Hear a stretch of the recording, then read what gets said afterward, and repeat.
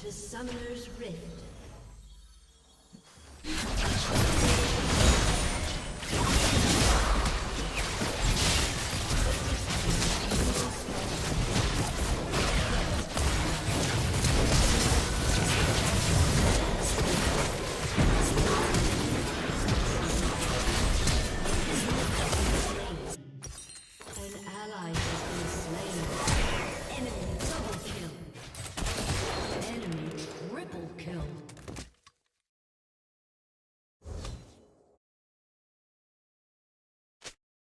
Minions have spawned.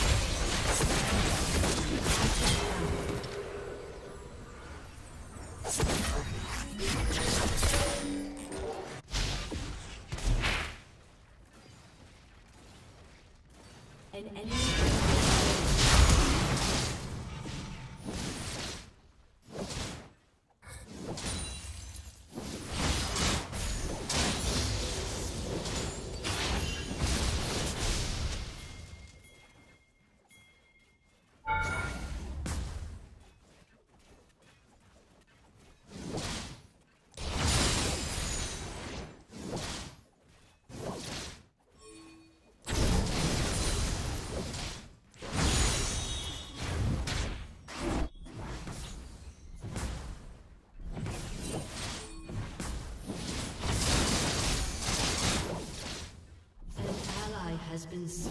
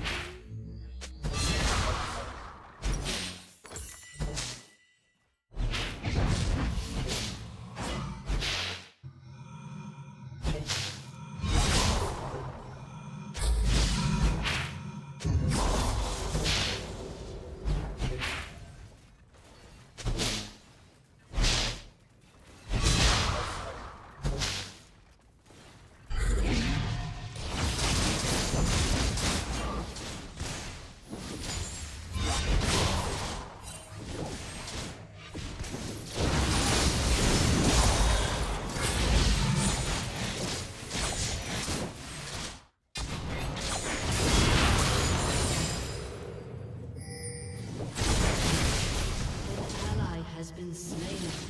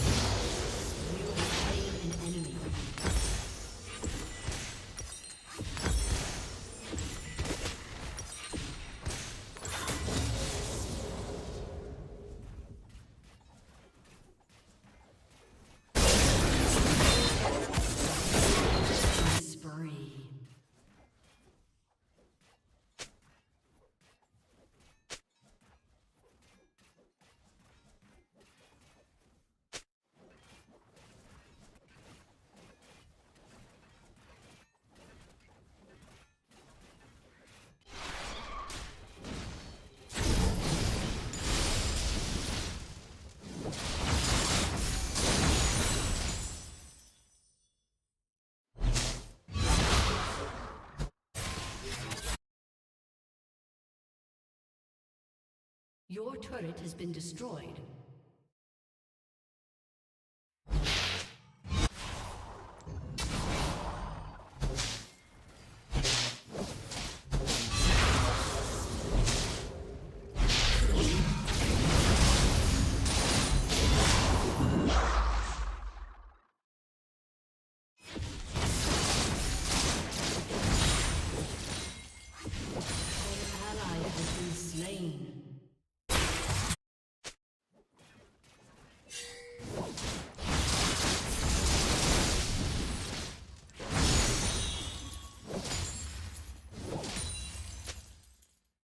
An ally has been slain.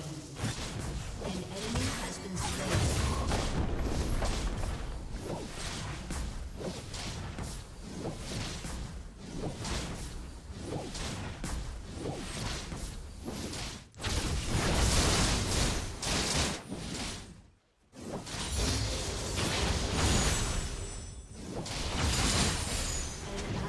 has been slain.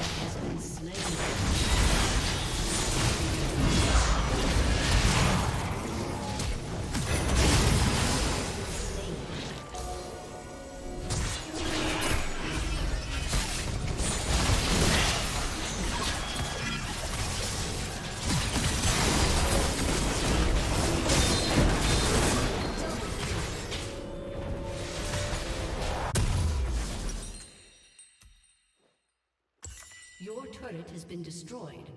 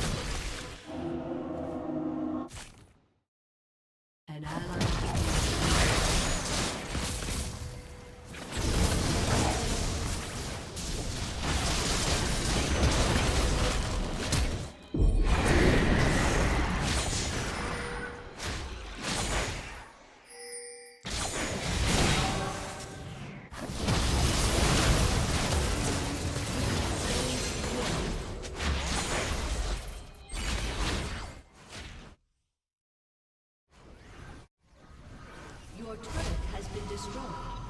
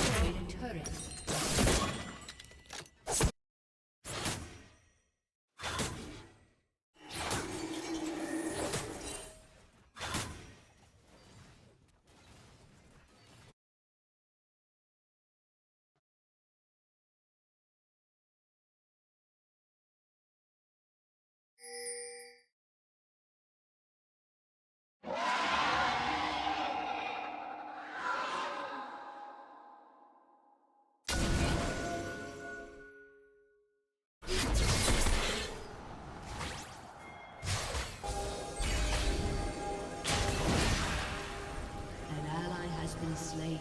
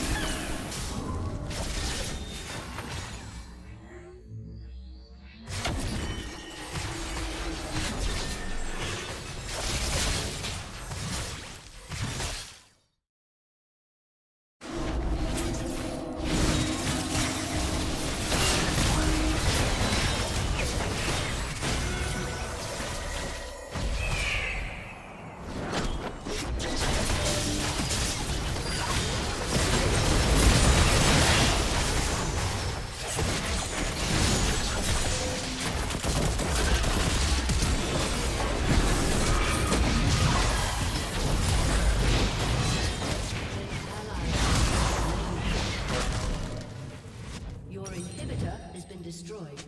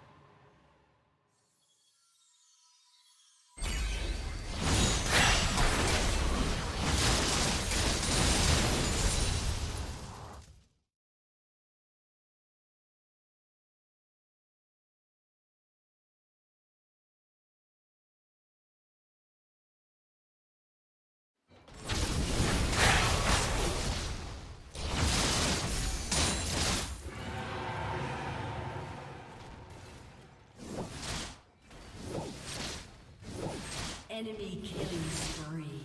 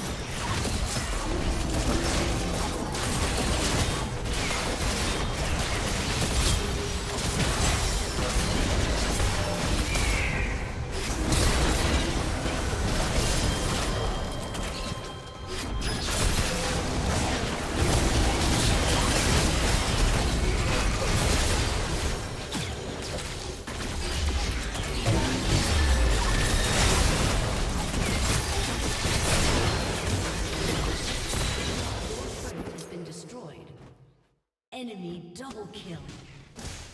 Ace.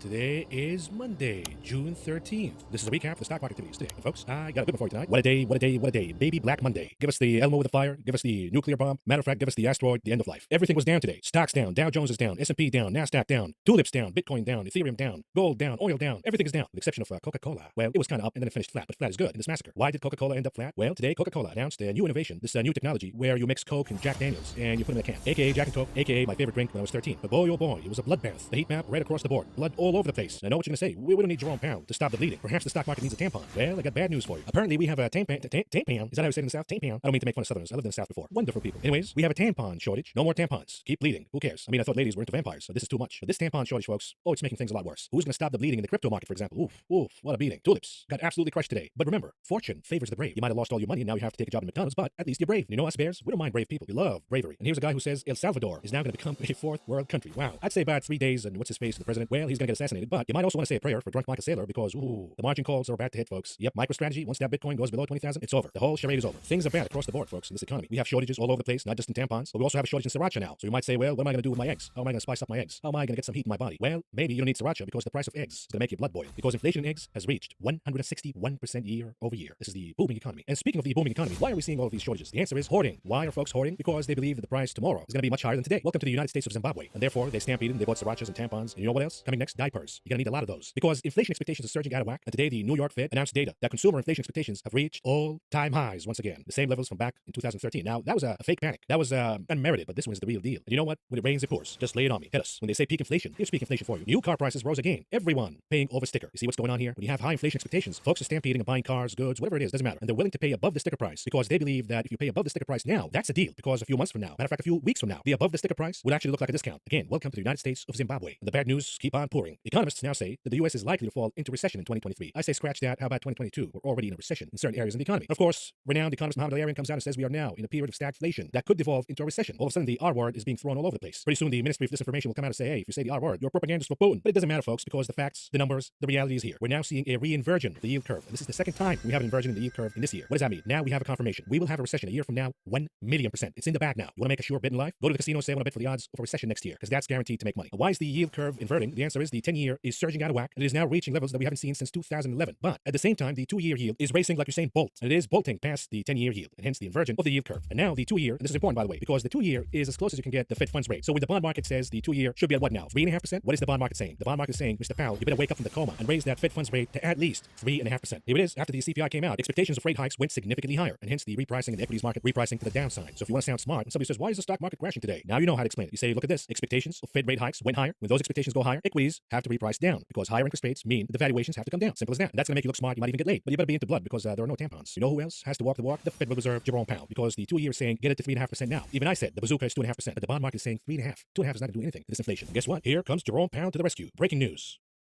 All right, welcome back. We've got a news alert on the Federal Reserve. Steve Lee's been joining us on the fast line with more. Steve.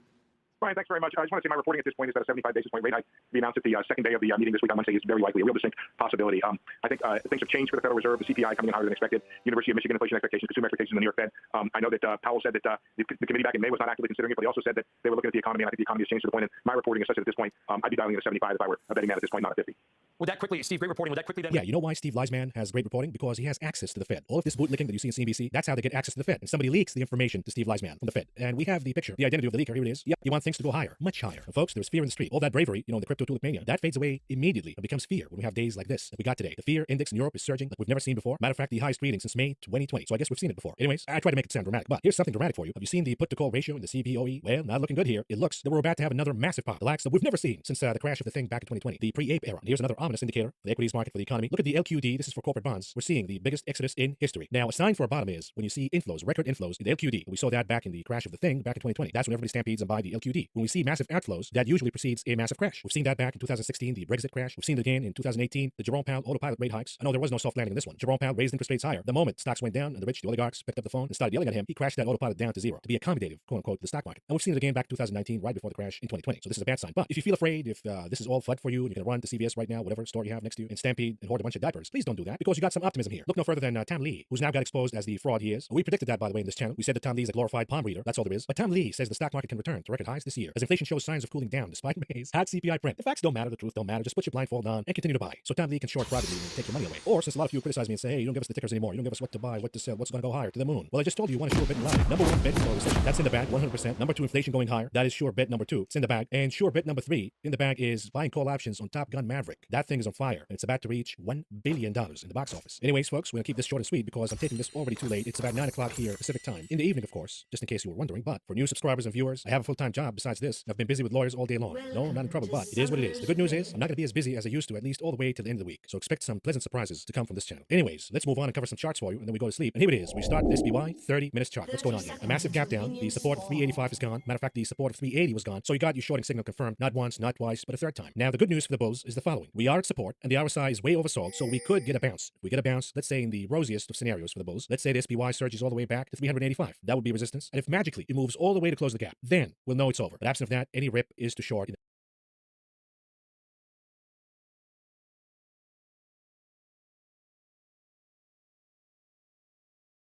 Minions have spawned.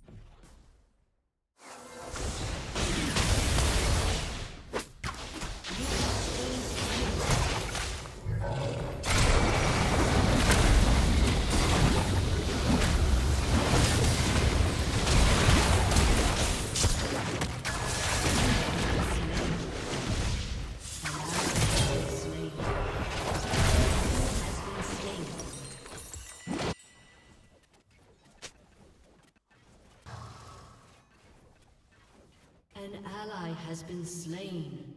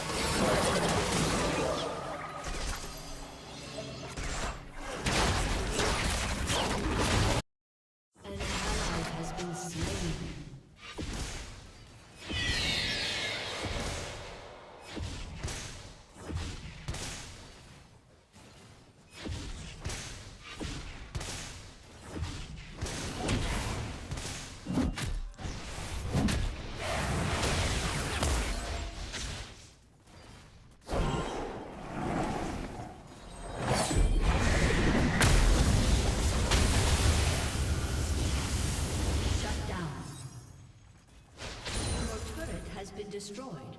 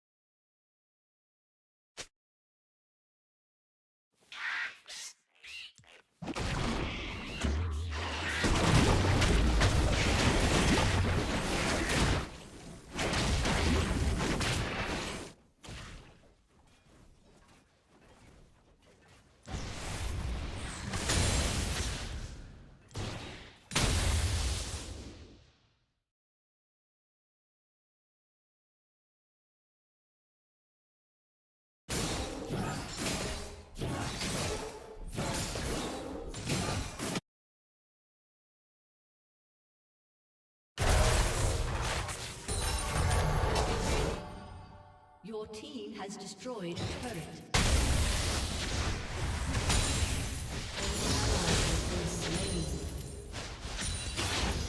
An enemy has been slain. An ally has been slain.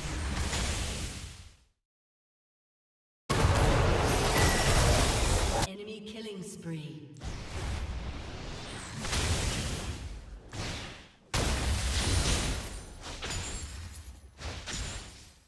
Killing spree.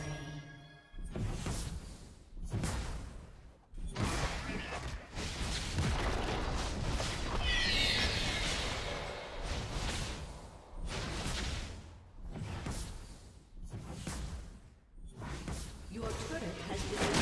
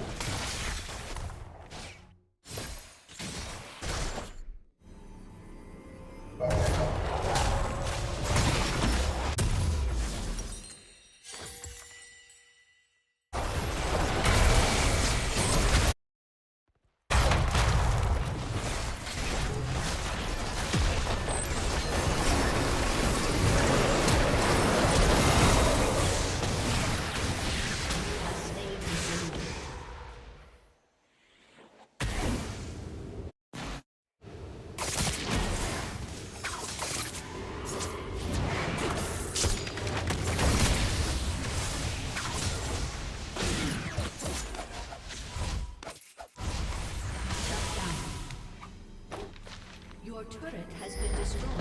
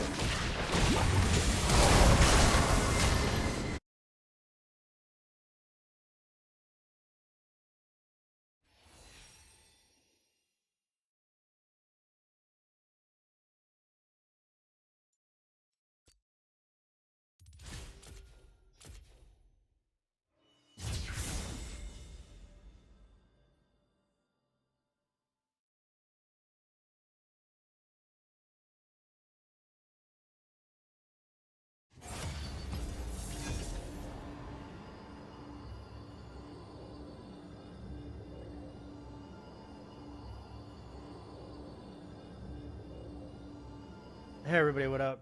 So yeah, I got COVID. Started getting symptoms last Friday. Today's Tuesday. Tested positive for the first time on Saturday. And I've been sick throughout this pandemic. I got really sick when COVID first came around. And the sickest I've ever been in my life was, like, I say 10 plus years ago. It was probably closer to 15. And I got a bad case of the flu where I had a fever for 3 days. And it was completely miserable. That was like the sickest I've ever been in my life. And I remember when I was coming out of that, I was like sweating in my sleep and everything. And this COVID shit, it beat that by a mile. This COVID has been the worst sickness I've ever had in my life. And for anybody that's curious, I am fully vaccinated. I'm assuming this is Omicron because luckily, like, my night sweats and all that stopped last night. And I don't even know why I'm telling everybody on my YouTube. But actually, the reason why I'm telling everybody is because I think, along with everybody else, like, I am so sick of this COVID pandemic nonsense. Like, I mean, it is, it's getting, 2.5 years later, I've, the times I've been sick, like one time when COVID was first coming around, you couldn't find a test. And I had symptoms. And by the time I ended up getting tested, I paid like $250 to do a drive-through test. And I was negative. And then another time I paid like $200, I was negative. So I didn't know whether or not I ever had it or not, just little tiny colds. But this COVID, and whether it's, Omicron, I'm assuming it's the new brand of Omicron or whatever, but it definitely wrecked me. It wrecked my system. It's the sickest I've ever been. Fever for 3 straight days, like chills, night sweats. And then today, like, I'm noticing where I feel like I was on the mend, even though I'm all congested still and I'm coughing and everything. I felt like I was on the mend. And I'm realizing, and I noticed it like a day or two ago, where I was like, I don't think I can smell, normally. And I would smell certain things that had strong scents, and I would pick up on it a little bit. And then I'm just noticing tonight, before I even created this video, like, my sense of smell is completely gone. So I got to admit, I kind of like my sense of smell. It's really weird not being able to smell anything. Like, I can smell strong things, whether it's like, deodorants or any sort of thing, like different types of drinks or whatever. I can't smell it at all, and it's quite an odd thing. When I was eating food, I noticed that, like, I couldn't taste, I guess, as well, and it's really kind of weird. Like, you pick up on, like, sensations of, like, spiciness versus non-spicy foods, or hot versus cold and all that. But, like, yeah, I mean, my sense of smell is gone, and that's more noticeable, I guess, than when I was eating food, and very concerning, because I guess for some people that never comes back. Hopefully that's a rarity. I mean, I'm hoping I'm not going to be in that position, and I haven't actually seen the doctor. So I guess at this point, if I've lost my sense of smell, maybe I should go to the doctor and find out if there's anything that they can do. I'm in day 5, moving into day 6, and I thought I was on the mend, like I said, but now it's just simply cough, congestion, still a little bit of a sore throat. Not as bad as it was, but definitely COVID has been the worst sickness of my life. So yeah, damn it, this thing is making me come to grips with my own mortality, I suppose. A lot of issues going on out there in the world. Stock market crash and Bitcoin crashed 20% over the weekend. I've said it's been going to zero. Honestly, I still wouldn't invest in it. But you're not safe anywhere. You put your money in cash, you're getting eaten up in inflation. You put it in real estate. I mean, interest rates are going up. If you got a bunch of cash, maybe, but ultimately the values are going to be coming down here on the next hit as interest rates continue to rise. And then you got just this uncertainty, potential World War III. COVID's just raging. There's a lot of negativity, a lot of bad stuff it feels like going on out there. It's making me think about life in a different way. I personally feel like I'm going to change and start, my behaviors as far as, like, being more frugal, just making sure that health is a priority, work-life balance. There's a never-ending influx of people that eat, breathe, and sleep code, and it's a very unhealthy thing. And I guess, like, it makes it all that much harder when you feel like you're dying from COVID. So that all said, I wish everybody the best. I appreciate all the support on this channel. Thank you for all the likes, comments, subscribes. Hopefully I get my sense of smell back. Hopefully this thing doesn't take a turn for the worst. And hopefully we can one day get past this pandemic and live life like I feel like on normal terms, like I'm used to throughout my existence. But that said, everybody have a great night. Take care, and thank you. If you're learning to code, I recommend you check out my website, codehawk.com. My courses are fast, to the point, without the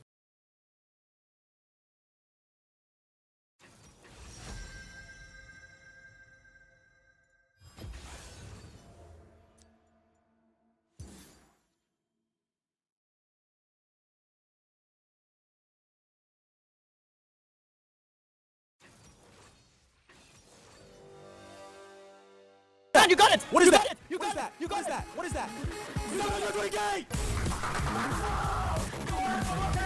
Let's go, baby! Oh my god! Oh my god! Oh my god! 37 bit, let's go! No, that's it! I'm actually Go! The people that will lose are the viewers. Companies are coming to me. We want you to stream on our website, gamble, and we are willing to pay you $35,000 an hour. How many people do you think would turn down $1 million a month? They tune in, they see him winning like $5,000 in one pull or whatever, however that works, and then they think like, oh, I'll do it too. If you're getting an offer from a casino sponsorship, you're already a multimillionaire. You need to be a multi-millionaire? Like, I'm not convinced that it's rigged, but I'm sure as hell not convinced it isn't.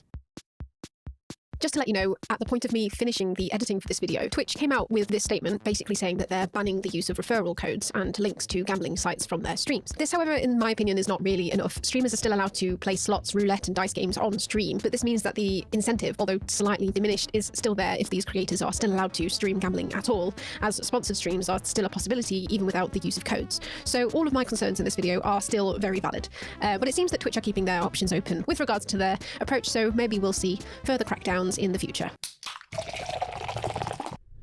Gambling streams. They've been all over Twitch recently, and I wanted to know what the hell was going on, and how the hell can they afford to pay streamers like Trainwreck TV and Aiden Ross over $1 million a month? Well, yes, because they're casinos, but there's more to it than that. Just to fully disclose my stance here, I'm not a gambler, and I never have been, but that's not to say I've not enjoyed watching people gamble, though, and I used to be obsessed with Deal or No Deal as a kid. But this is how the show would have gone if I were the banker. That's for certain. Hello. All right, blouse wanker, pass me on to the woman. Welcome to All right, Summoner's hear me out. Rift. You are gonna take this deal, you fucking idiot. You do realise that there's a 50% chance of you going home with 1p, 30 right? seconds Don't until listen minions to spawn. Noel. Do you really think he has your best interest at heart? He brought Mr. Blobby into the world. Do you remember the childhood trauma, Tracy? Do you remember? And now he just prances around on Channel 4 telling people choosing completely random boxes that their choices are somehow spiritual and dictated by some higher deity. He says he can feel the energy in your box, for fuck's sake. I'm imagining every non-Brit watching this right now with a shocked Pikachu face. For anybody out of the loop with these gambling streams, Twitch streamers such as Rushdeen, Miskiff, Aiden Ross, Space Banks, Mo, XQC, Trainwrecks, and Ricegum have recently been taking up these deals to stream themselves gambling, sometimes with real money, sometimes with money from the casino, sometimes for up to 24 hours per session. So the main two sites which these streamers seem to be using are called Roulette and Stake Casino, which are online-only crypto casinos, which means anyone with a crypto wallet who claims to be over 18 can sign up. There's even a dedicated category on Twitch just for people playing slots, and many of the streamers in this category have their own promo codes. Now, just to make this very clear, I'm not accusing anyone in this video of doing anything illegal. I'm just questioning the morality behind it all and criticizing the way that the entire system behind it is set up to allow people, and especially children, to be exploited. The biggest slot player on the site is Trainwrecks TV, who consistently clocks around 30 to 40,000 viewers consistently on his streams. This is also a man who blew up on Twitch by performing a misogynistic rant because more female streamers had come onto the platform and were stealing his viewers. These motherfuckers, these fake fucks, these girls that rejected us, these girls that come back into our streaming community. From now on, we will not give you money. Pussy. Don't put it on a pedestal. Put it where it belongs. On the fucking couch and on the fucking ground. Lovely. To be honest though, if you take the gambling element out of his streams, it's pretty fucking hilarious to watch because he somehow looks like that coked up, roided dude bro at the gym and a mod for an incel forum at the same time. And he's playing games that look like the ones that your mom plays on the iPhone 7 that you've handed down to her. Fine, guys, can you Twitch Prime sub to make up for that, please? It'd be very kind of you. Don't worry. Doghouse, take it all, please. I'm smiling right now. He's Twain angry at the doggy woggies. That'd be fantastic. Oh, it's okay, Doghouse. Wow, with the people. In July, Ethan from H3H3 and Hassan Piker debated streamers XQC and Trainwrecks on the morality of these, as they call them, gamba streams. Well, it was called a debate. What keeps you motivated, what keeps you going is because You would get banned if you did the same with water. If you were to conduct in a way that would self-harm you or kill you with water, you'd get banned just as much as if it was with alcohol. The end game, possible, worst outcome is irrelevant. What? It's irrelevant. Water is not an addictive substance.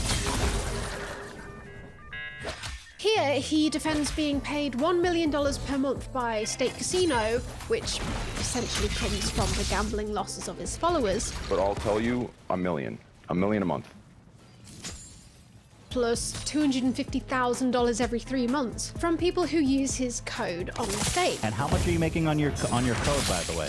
In 3 months, I've made $250K. Okay. 3 months. Okay. That's nothing. That's nothing. By basically saying it's okay because whilst streaming, sometimes for 24 hours straight with his code on the screen, it's apparently fine because he puts 18 plus in the titles of his streams, which, as we know, is a steadfast way of keeping kids away from your stream. It's literally impossible. But I don't push the code at all. It's on your screen the whole time, right?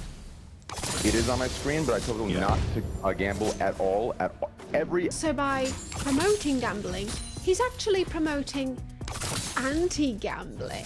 He also argues that he's putting people off gambling because he loses so much money and reckons that the only people using his code are degenerates like him who are already addicted to gambling. That's great. The people who gamble already are the ones that will be converted. Do you understand? Which, in my opinion, does not make his stance any better. Encouraging people who are already problem gamblers to gamble more can actually be deadly. Gambling is perceived by many as a simple failure of will, but becoming a problem gambler actually changes the way that your brain is wired. It's a brain disorder, and this brain disorder is preyed on by the gambling industry. And when Train says that his on-stream losses are preventing people from gambling, this isn't the case with problem gamblers. It's not the way that their minds work. Winning and waiting to see if you've won, the anticipation, they're both pretty much the same. And that's a really key point about gambling. It's not just the winning that counts. It's the taking part, and the taking part repeatedly when you don't win is as activating to a gambler as the winning. This is how being in the red makes it so addictive. It's the chasing of your losses under the false belief that your losses will eventually balance themselves out, a phenomenon called the gambler's fallacy. We need 3 more. 3 more light up points, please, to get us to that level. Don't be a bitch. Not this spin, but next spin. Watch. I'm calling it. Next spin. 2 points. This is what makes it more like a drug addiction than an obsessive-compulsive disorder. It's about looking for that next hit and not stopping until you get it, even if it's costing you a lot of money. Some games will even artificially increase the number of near misses, because to a problem gambler's brain, that's basically the same as a win. Even though it doesn't mean anything at all because the numbers are completely random, witnessing a near miss will falsely tell the player's brain that a win is now more likely to come. Give us the buffalo with the multis, please.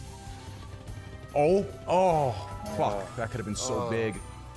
Give us any animal with multis all the way across. This is a psychological phenomenon called the illusion of control. Some casinos program video slots to show near misses often on non-playing lines to exploit this psychology. But this feature is so damaging to some problem gamblers that in some places it's become illegal to program your game to do this. But it still remains legal in most jurisdictions. Slots is the perfect game for playing with a problem gambler's brain. It completely relies on chance, the computer's pseudo-random number generator, and shows your near misses very clearly. It's a perfect storm to keep a problem gambler playing. It's the crack cocaine of the casino world. Features like this take people to the brink, and often over the brink, of suicide. The death rate from gambling addiction is much higher than substance addiction because it's not a vice that you can easily move past. Even if you manage to kick the habit, the financial burden can follow you for the rest of your life. So the copious amounts of money that these streamers are being paid is coming out of the pockets of their viewers' losses, some of whom will eventually, sadly, gamble themselves to death. So why are there not extremely heavy regulations on it? Well, it brings in a lot of money which the CEOs of casinos can lobby politicians with, such as casino magnate Sheldon Adelson,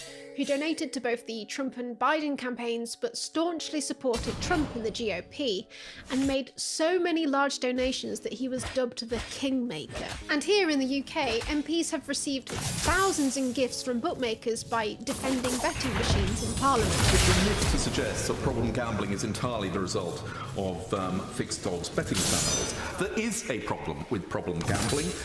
There are a small number of people who do suffer from addiction, and of course they need some protection. And these ads, of course, make online gambling look exceptionally glamorous and lucrative. Ooh, look, on this one you can see the other people you're playing with. Look, you'll definitely get paired with a sexy bikini lady on a beach and definitely not some dude with his penis out. No! Sexy bikini lady! Huge gambling conglomerates don't really have any interest in tackling the gambling addiction problem because problem gamblers are the bread and butter of the gambling industry. Etain, the company that owns all of these betting companies, takes 38% of deposit money from just 1% of its customers. Oh, but they're not problem gamblers. No, they're VIPs. Companies do not disclose what constitutes a VIP, but some firms are known to have a net loss threshold above which VIP status is conferred. Just doing a quick search on Indeed for gambling VIP manager jobs, we have job descriptions which are described as follows. Grow the casino VIP members by identifying and developing new VIP customers through networking, relationship building, and customer referrals. Actively reduce the rate of VIP attrition through knowing your customers and spotting signs they are at risk of lapsing, implementing strategies to retain them. But contrary to this, you are also supposed to encourage and support greater awareness and vigilance from the team in spotting and dealing with suspicious transactions and problem gambling. Good luck with that, whoever fills that role. And looking at the employment reviews from people who have worked at casinos, the complaints vary, but one complaint seems to be consistent across the board: low pay. Because clearly these casinos cannot afford to pay a proper living wage. As a VIP customer of 888 Casino, you can get your very own private blackjack table live stream with a private dealer who definitely does not appear overworked and underpaid. Okay, I didn't realize this whilst recording, but there's this whole conspiracy theory on TikTok that these girls and some of the boys are actually being trafficked because so many of them appear tired. Honestly though, in my opinion, that's just TikTok for you. I think it's probably just because they're doing all-night shifts and don't get given enough breaks and can't drink coffee on camera, but let me know if you think any different. What the fuck? Jetzt Anfall, Digga. Yardım edin lan ona. What the fuck? Der Teufel. Siktir, yardım edin amına koyayım. What the fuck? Das ist ganz einfach, Alter. Jetzt Anfall, Digga. This When the Fun Stops Stop campaign was completely funded by the gambling industry itself and has been found to be, surprise, surprise, completely ineffective.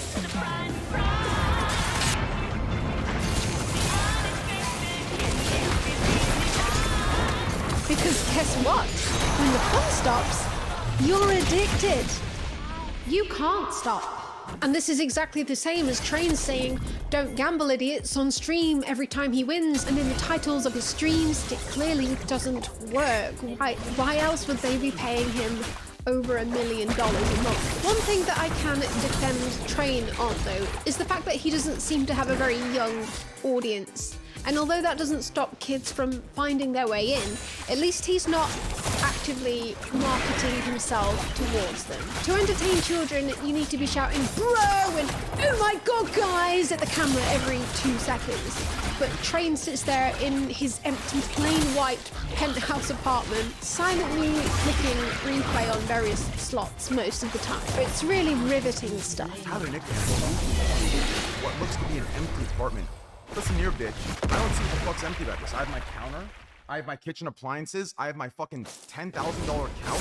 I have my $10,000 maybe if, you had a fucking break. But that's where we come to Aiden Ross, another of Twitch's largest streamers. His audience are the types of people who find it funny when he pretends to be gay when he's not. Because being gay is funny, guys. That's the joke. Aiden's audience is young. And being 20 years old, Aiden is not even old enough to gamble himself in the USA, where he lives. Online casino Rubet decided to contact Aiden to offer him a sponsorship to gamble on stream. Rubet offered him $1.6 million a month much more than what Train is getting for a streamer with a younger audience. What did Aiden say to Rubet's proposal? I need Dick. From what I know, Rubet kept Dick out of the deal and went ahead with the $1.6 million per month deal. But because he's only 20 years old and Rubet isn't technically legal in the States, they plopped him on a private jet to Mexico with all of his lovely friends, aka all of the worst people on the internet. 78 G's. What? Bro, what? No, This is sick as fuck. These are all our pools. Fucking jacuzzi, bro. Summer, you want to do a hot tub stream, you do it right there. Wow. I'm gonna take a booty pic right there, up there. Take one right there. These girls do their squats. Did you do squats this morning? Yeah. And I got paid $100,000 to do it. That's the Rubet logo. The whole reason we're in fucking Cabo. This is the good shots, bro. This is not. Can you guys believe I'm doing this right now? I don't know about you, but I can't imagine anyone over the age of 21 enjoying this content. But I guess Rubet don't really seem to care. Back to the debate. Train reduces to calling Ethan a virtue signaler. It is unfair, it is fucking bad faith, and you are virtue signaling. By the way, if you ever accuse someone of virtue signaling, you've lost the argument. So the stream eventually got to a point where the H3 crew looked up Stakes HQ on Google Maps and found that it was in what they called a hut or a shack, and hilarity ensues. This is their headquarters. Holy fuck.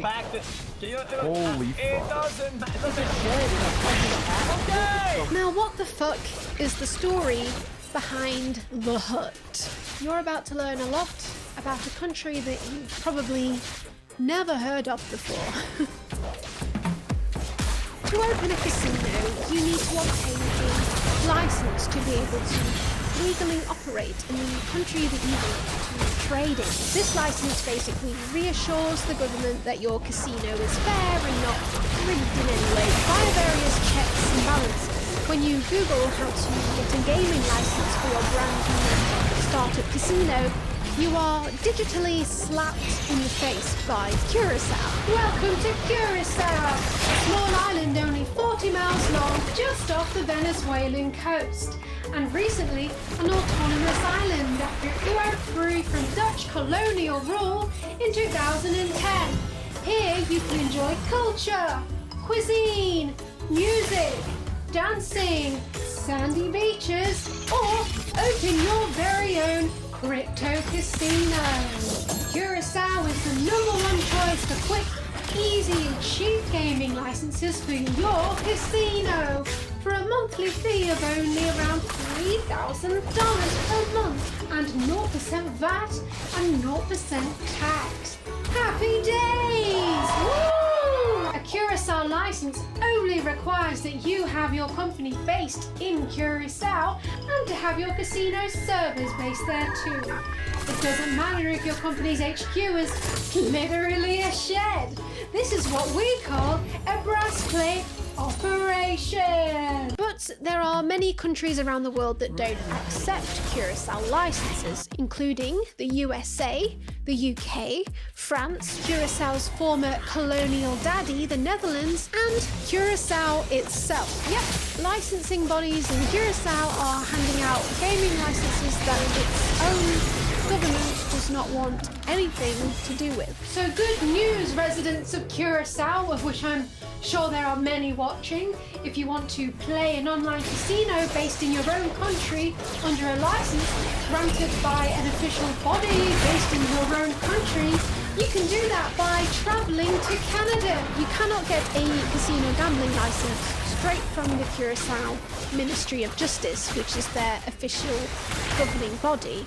but some time ago they issued 4 master licenses to 4 separate organizations who in turn issue sub-licenses to individual casinos. In fact, the government has shed all responsibility and does not participate in monitoring or protecting the rights of players. This gives room to scammers who cheat players scot-free. Unfortunately, as is all too often the case, players experiencing problems with a casino licensed in Curacao have little chance of ever getting help from regulators. So this is why many countries don't accept them. What's more, there is actually nothing in Curacao law which actually stipulates that holders of a master license can legally issue sub-licenses to other companies, and there are even documents showing the Curacao government actually refusing to offer sub-licenses to a new master license applicant, with them stating that it would be too difficult for the master license holder to be responsible for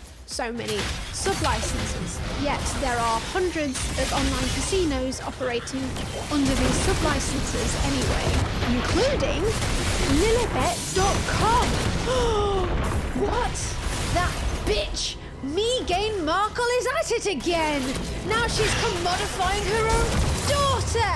Tracking Her Majesty's sacred name through the mud! Both Stake and Rubet appear to have the exact same company address, Your Hut, with Rubet being run by a company called Raw Entertainment BV and Stake by a company called Medium Rare NV. I couldn't find anything about both of these companies apart from the fact that they're both registered in Cyprus. Something tells me that this is all set up kind of like this on purpose to hide whoever's behind these operations. Stake and Rubet are both using sub-licenses issued by Telephone NV, one of the 4 official Curacao bodies. If you have a complaint to make about a casino licensed by Telephone NV, and you might find that you need to make a complaint if you suddenly realise that your account has been blocked because you tried to withdraw winnings but they discovered that you were using a VPN when you were playing. Rush Teen happily advertises that the casinos they're working with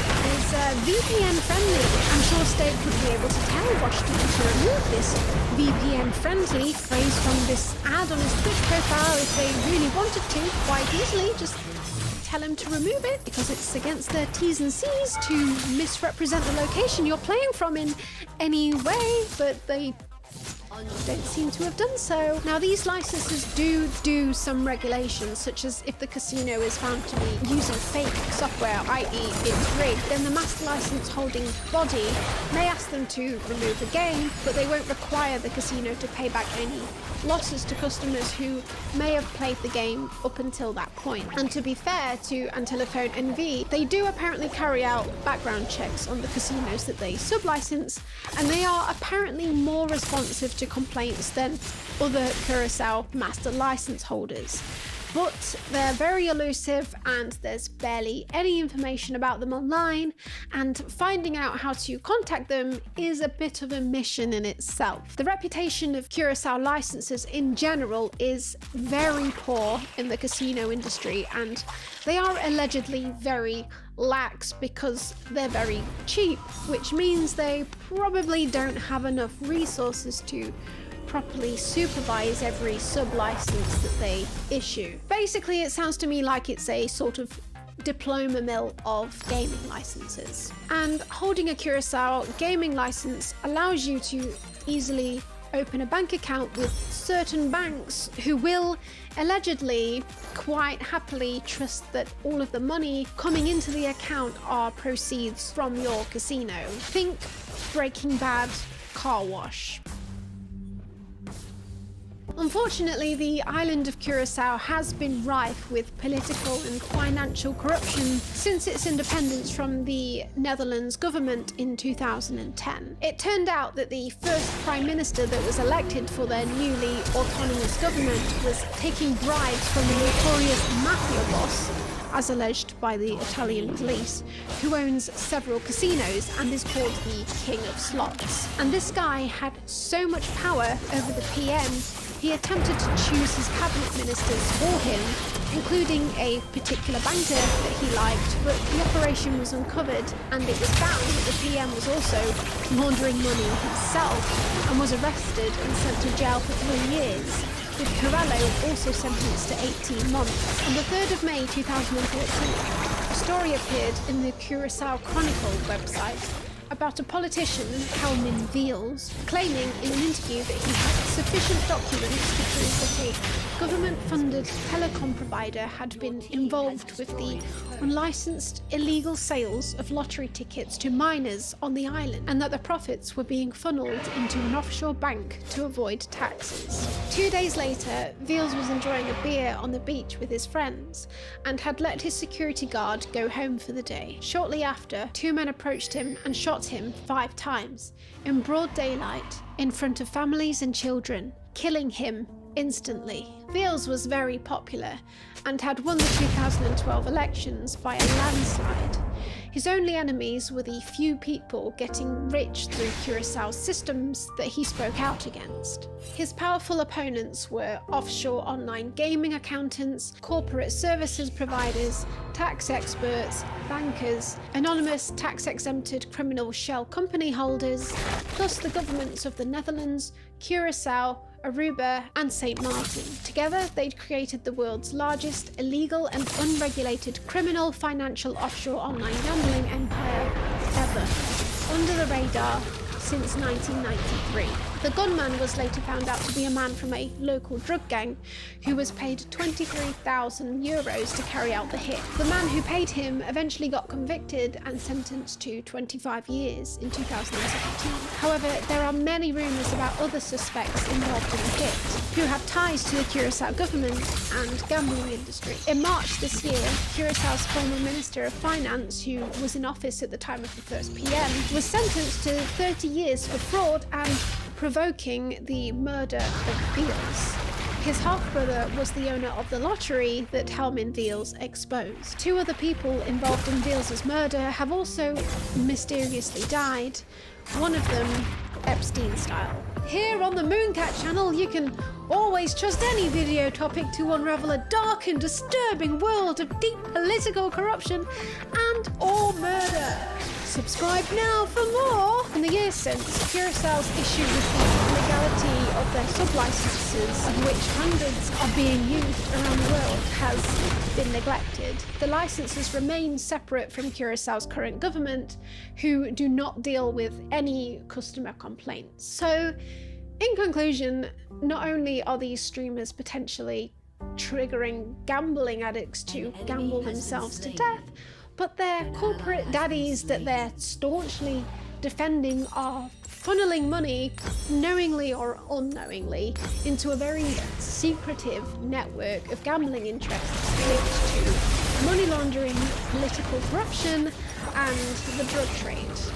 And we're talking billions and billions of dollars. Curaçao's government-appointed gaming control board, however, is currently the licensor for all bricks-and-mortar casinos and are starting to take on online casinos now too, as they sort of slowly catch up with the modernized industry. Perhaps this could be the end for these 4 master license holders who operate independently of the government. Curaçao's money laundering and its ties to the drug trade are currently being investigated by the United States Department of State for risk assessment, with results expected in 2021. So I suppose a lot of the time nothing comes out of these things, but it will be interesting to wait and see what happens. Perhaps one day on Train Stream we'll see the bailiffs turn up. Alright, Train, we're here! Green and blue, get me in, bitch.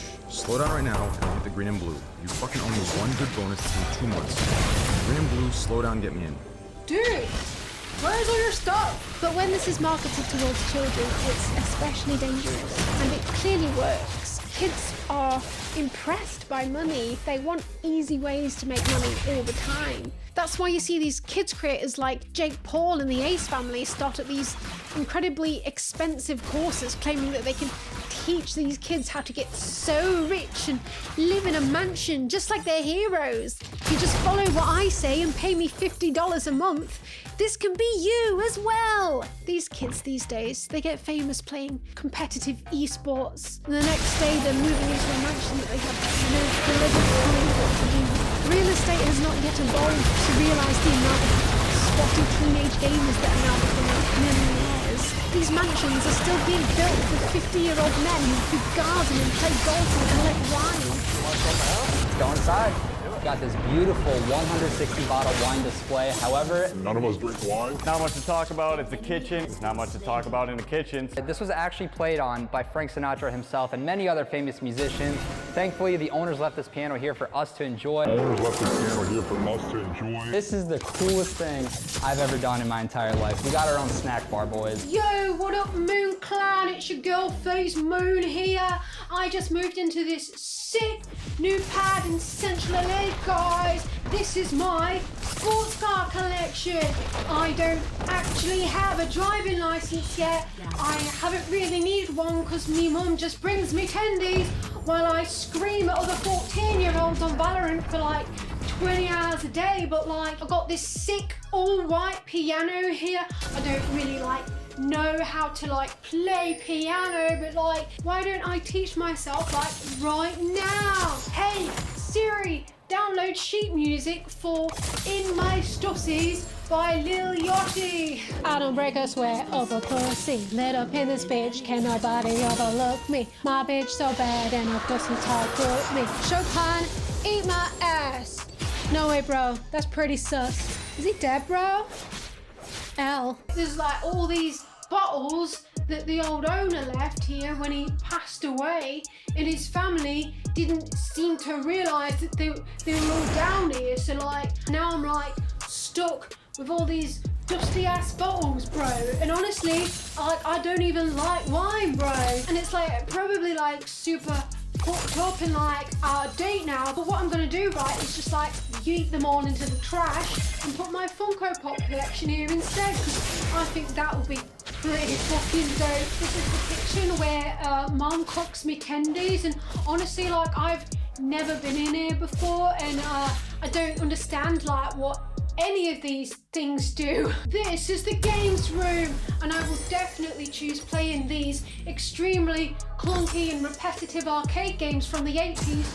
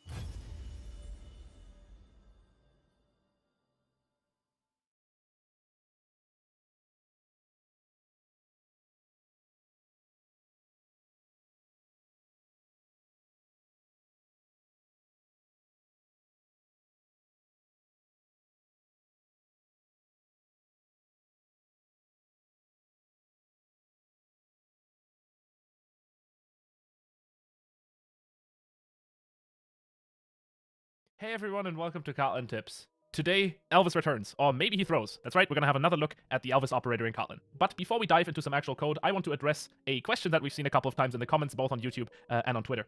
And that question is, why is the $colon operator called the Elvis operator? The answer to this question is actually quite a visual one. If you take the operator and you turn it on its side, then you can kind of look at it as if the colon was the two eyes from Elvis, and then the question mark would be his signature hair wave that he has. Yeah, so that's where the name for the operator comes from. Interesting enough, Kotlin is not the only language that has introduced the Elvis operator. You can also find similar concepts in languages like C#, PHP, and C and C++. Okay, with that part out of the way, let's actually write some code. Let's say we have a function that just returns us a value from an API, but once again, because we are working with the Elvis operator, it returns a nullable value. In this case, I'm just going to hard code it.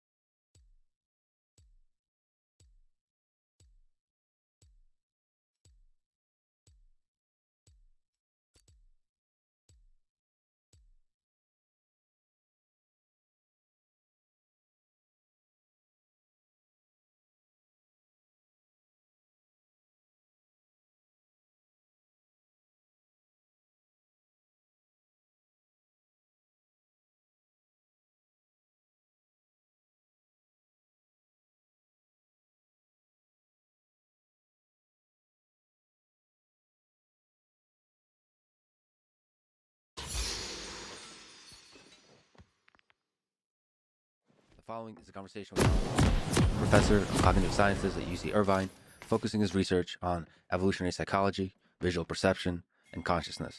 He's the author of over 120 scientific papers on these topics, and his most recent book titled The Case Against Reality: Why Evolution Hid the Truth from Our Eyes. I think some of the most interesting ideas in this world, like those of Donald Hoffman's, attempt to shake the foundation of our understanding of reality, and thus they take a long time to internalize deeply. So proceed with caution. Questioning the fabric of reality can lead you to either madness or to truth. And the funny thing is, you won't know which is which. This is the Lex Friedman Podcast. To support it, please check out our sponsors in the description. And now, dear friends, Here's Donald Hoffman. In your book, The Case Against Reality, Why Evolution Hid the Truth from Our Eyes, you make the bold claim that the world we see with our eyes is not real. It's not even an abstraction of objective reality. It is completely detached from objective reality. Can you explain this idea? Right. So this is a theorem from evolution by natural selection. So the technical question that I and my team asked was, what is the probability that natural selection would shape sensory systems to see true properties of objective reality? And to our surprise, we found that the answer is precisely zero, except for one kind of structure that we can go into if you want to. But for any generic structure that you might think the world might have, a total order, a topology, metric, probability is precisely zero that natural selection would shape any sensory system of any organism to see any aspect of objective reality. So in that sense, what we're seeing is what we need to see to stay alive long enough to reproduce. So in other words, we're seeing what we need to guide adaptive behavior. Full stop. So, the evolutionary process, the process that took us from the origin of life on Earth to the humans that we are today, that process does not maximize for truth, it maximizes for fitness, as you say. Fitness beats truth. And fitness does not have to be connected to truth, plain. And that's where you have an approach towards zero of probability that we have evolved through cognition, through consciousness, whatever it is, the magic that makes our mind work, evolved not for its ability to see the truth of reality, but its ability to survive in the environment. That's exactly right. So most of us intuitively think that surely the way that evolution will make our senses more fit is to make them tell us more truths, or at least the truths we need to know about objective reality, the truths we need in our needs. That's the standard view, and it was the view I took. I mean, that's sort of what we're taught, or just even assumed. It's sort of like the intelligent assumption that we would all make. But we don't have to just wave our hands. Evolution by natural selection is a mathematically precise theory. John Maynard Smith in the 70s created evolutionary game theory, and we have evolutionary graph theory and even genetic algorithms that we can use to study this. And so we don't have to wave our hands. It's a matter of theorem and proof and or simulation before you get the theorems and proofs. And a couple of graduate students of mine, Justin Mark and Brian Marion, did some wonderful simulations that tipped me off that there was something going on here. And then I went through a mathematician, Chetan Prakash and Anish Singh and some other friends of mine in this field. But Chetan was the real mathematician behind all this, and he's proved several theorems that uniformly indicate that, with one exception, which has to do with probability, there's no probability zero. The reason there's an exception for probability measures, so-called sigma algebras or sigma additive classes, is that for any scientific theory, there is the assumption that needs to be made that whatever probabilistic structure the world may have is not unrelated to the probabilistic structure of our perceptions. If they were completely unrelated, then no science would be possible. So this is technically the map from reality to our senses has to be a so-called measurable map. It has to preserve sigma algebra. But that means it could be infinite to one, and it could collapse all sorts of event information. But other than that, there's no requirement in standard evolutionary theory for fitness payoff functions, for example, to preserve any specific structures of objective reality. So you can ask the technical question. This is one of the avenues we took. If you look at all the fitness payoffs from whatever world structure you might want to imagine. So a world with, say, a total order on it. So it's got end states and a total order. And then you can have a set of maps from that world into a set of payoffs, say from 0 to 1,000 or whatever you want your payoffs to be. And you can just literally count all the payoff functions and just do the combinatorics and count them. And then you can ask the precise question, how many of those payoff functions preserve the total order? If that's what you're looking for. Or how many preserve the topology? And you just count them and divide. So the number that are homomorphisms versus the total number, and then take the limit as the number of states in the world and the number of payoff values goes very large. And when you do that, you get 0. Okay, there's a million things to ask here, but first of all, just in case people are not familiar with your work, let's sort of linger on the big, bold statement here, which is the thing we see with our eyes is not some kind of limited window into reality. It is completely detached from reality, likely completely detached from reality. You're saying 100% likely. Okay, so none of this is real in the way we think is real. In the way we have this intuition, there's like this table is some kind of abstraction, but underneath it all, there's atoms. And there's an entire century of physics that describes the functioning of those atoms and the quarks that make them up.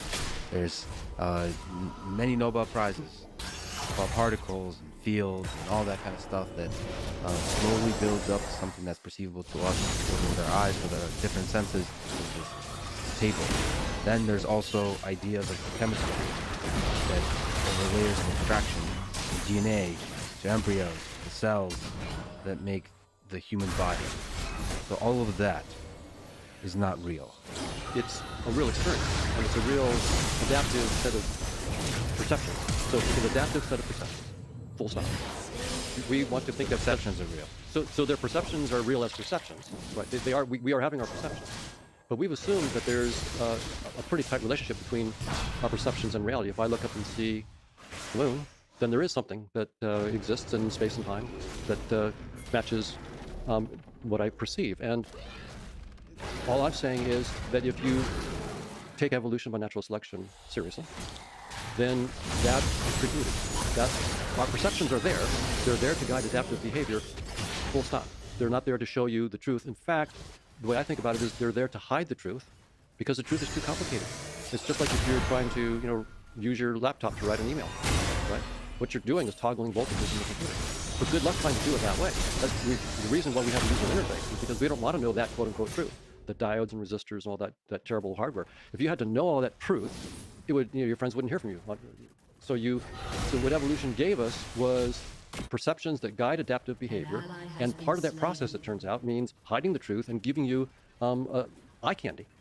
So what's the difference between hiding the truth and forming abstractions, layers upon layers of abstractions over low-level voltages and transistors and chips, programming languages from assembly to Python that then leads you to be able to have an interface like Chrome where you open up another set of JavaScript and HTML programming languages that lead you to have a graphical user interface on which you can then send your friends an email.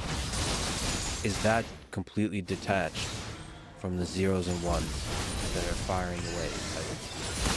It's not. Of course, when I talk about the user interface on your desktop, there's this whole sophisticated backstory to it, right? That's the hardware and the software that's allowing that to happen. Evolution doesn't tell us the backstory, right? So the theory of evolution is not going to be adequate to tell you what is that backstory. It's going to say that whatever reality is, and that's the interesting thing, it says whatever reality is, you don't see it. You see a user interface, but it doesn't tell you what that user interface is, how it's built. Right now, we can try to look at certain aspects of the interface, but already we're going to look at that and go, okay, before I would look at neurons and I was assuming that I was seeing something that was at least partially true. And now I'm realizing it could be like looking at the pixels on my desktop or icons on my desktop, and good luck, going from that to the data structures and then the voltages, and good luck. There's just no way. So what's interesting about this is that our scientific theories are precise enough and rigorous enough to tell us certain limits. And even the limits of the theories themselves. But they're not going to tell us what the next move is, and that's where scientific creativity comes in. So the stuff that I'm saying here, for example, is not alien to physicists. The physicists are saying precisely the same thing, that space-time is real. We've assumed that space-time is constant. We've assumed that for several centuries, and it's been very useful. So all the things that you were mentioning, particles, all work that's been done, that's all been done in space-time, but now physicists are saying space-time is doomed. There's no such thing as space-time fundamentally in the world of physics. And that comes actually out of gravity together with quantum field theory. It just comes right out of it. It's a theory of those two theories put together. But it doesn't tell you what's behind it. So the physicists know that their best theories, Einstein's gravity and quantum field theory put together, entail that space-time cannot be fundamental, and therefore particles in space-time cannot be fundamental. They're just irreducible representations of the symmetries of space-time. That's what they are. So space-time, so we put the two together. We put together what the physicists are discovering, and we can talk about how they do that. And then the new discoveries from evolution of natural selection. Both of these discoveries are really in the last 20 years. And what both are saying is space-time has had a good ride. It's been very useful. Reductionism has been useful, but it's over. And it's time for us to go beyond. When you say space-time is doomed, is it the space? Is it the time? Is it the very hard-coded specification of 4 dimensions? Or are you specifically referring to the kind of perceptual domain that humans operate in, which is space-time. You think like there's a 3D, like our world is three-dimensional and time progresses forward, therefore 3 dimensions plus 1, 4D. What exactly do you mean by space-time? What do you mean by space-time is doomed? Great. So this is, by the way, not my quote. This is from, for example, Nima Khan-Hamed at the Institute for Advanced Study at Princeton. Ed Witten, also there. Bill Gross, Nobel Prize winner. So this is not just something we talk to scientists, this is physicists. Right? Yeah, the physicists are space-time skeptics. Yeah, they're saying that, and I can say exactly why they think it's doomed. So what they're saying is that, because your question was, what aspect of space, what are we talking about? It's both space and time. We're moving into space-time as an Einstein theory. That's doomed. And they're basically saying that even quantum theory, this is Nima Khan-Hamed especially. So Hilbert spaces will not be fundamental either. So that the notion of Hilbert space, which is really critical to quantum field theory, quantum information theory, that's not going to figure in the fundamental new laws of physics. So what they're looking for is some new mathematical structures beyond space, beyond the Einstein four-dimensional space-time or supersymmetric version, geometric algebra signature 2, 4 kind of. There are different ways you can represent it, but they're finding new structures, and by the way, they're succeeding now. They found something called the amplituhedron. This is Nima and his colleagues. The cosmological polytope. There are these like polytopes, these polyhedra in multi-dimensions, generalizations of simplicity that are coding for example, the scattering amplitudes of processes in the Large Hadron Collider. So they're finding that if they let go of space-time completely, they're finding new ways of computing these scattering amplitudes that turn literally billions of terms into one term. When you do it in space and time, because it's the wrong framework, it's just a user interface. That's now from the evolutionary point of view, it's just user interface. It's not a deep insight into the nature of reality. So it's missing deep symmetry, something called a dual conformal symmetry, which turns out to be true of the scattering data, but you can't see it in space-time. And it's making the computations way too complicated because you're trying to compute all the loops and Feynman diagrams. So see, the Feynman approach to the scattering amplitudes is trying to enforce two critical properties of space-time: locality and unitarity. So when you enforce those, you get all these loops and multiple, different levels of loops, and for each of those you have to add new terms to your computation. But when you do it outside of space, you don't have the notion of unitarity. You don't have the notion of locality. You have something deeper, and it's capturing some symmetries that are actually true of the data. But then when you look at the geometry of the facets of these polytopes, then certain of them will code for unitarity and locality. So it actually comes out of the structure of these polytopes. So what we're finding is there's this whole new world now beyond space-time that is making explicit symmetries that are true of the data that cannot be seen in space-time, and that is turning the computations from billions of terms to 1 or 2 or a handful of terms. So we're getting insights into symmetries, and all of a sudden the math is becoming simple because we're not doing something silly. We're not adding up all these loops in space-time. We're doing something far deeper. But they don't know what this world is about. Also, they're in an interesting position where we know that space-time is doomed, and I should probably tell you why it's doomed, or what they're saying about why it's doomed. But they need a flashlight to look beyond space-time. What flashlight are we going to use to look into the dark beyond space-time? Because Einstein's theory and quantum theory can't tell us what's beyond them. All they can do is tell us that when we put us together, space-time is doomed at 10 to the minus 33 centimeters, 10 to the minus 43 seconds. Beyond that, space-time doesn't even make sense. It just has no operational value. But it doesn't tell you what's beyond. And so they're just looking for deep structures, like guessing. It's really fun. So these really brilliant guys, generic, brilliant men and women who are doing this work, physicists, are making guesses about deep structures. Informed guesses, because they're trying to ask, well, okay, what deeper structure could give us the stuff that we're seeing in space-time, but without certain commitments that we have to make in space-time, like locality and unitarity. So they make these brilliant guesses, and of course most of them are wrong. But once you get 1 or 2 that start to pay off, and then you get some lucky breaks. So they got lucky breaks back in 1986. A couple of mathematicians named Park and Taylor took the scattering amplitude for 2 gluons coming in at high energy and 4 gluons going out at low energy. So that kind of scattering thing. So it's like apparently for people who are into this, that's sort of something that happens so often you need to be able to find it and get rid of those because you already know about that and you need to. So you needed to compute them. It was billions of terms. And they couldn't do it, even for the supercomputers couldn't do that for the many billions or millions of times per second they needed to do it. So they begged, the experimenters begged the theorists, please, you got it. And so Park and Taylor took the billions of terms, hundreds of pages, and miraculously turned it into 9. And then a little bit later, they guessed 1-term expression that turned out to be equivalent. So billions of terms reduced to one term, the so-called famous Park-Taylor formula, 1986. And that was like, okay, where did that come from? What? This is a pointer into a deep realm beyond space and time, but no one, I mean, what can you do with it? And they thought maybe it was a one-off, but then other formulas started coming up, and then eventually Nima Arkani Hamed and his team found this thing called the amplituhedron, which really sort of captures the whole, a big part of the whole ball of wax. I'm sure they would say, no, there's plenty more to do, so I won't say they did it off by any means. They're looking at the cosmological politics as well. So what's remarkable to me is that two pillars of modern science, quantum field theory of gravity on the one hand, and evolution and natural selection on the other. Just in the last 20 years, I've very clearly said, space-time has had a good run. Reductionism has been a fantastic methodology. So we had a great ontology of space-time, a great methodology of reductionism. Now it's time for a new trick. But now you need to go deeper and show, but by the way, this doesn't mean you throw away everything we've done. Not by all. Every new idea that we come up with beyond space-time must project precisely into space-time. And it better give us back everything that we know about it, or generalization, or it's not going to be taken seriously. It shouldn't.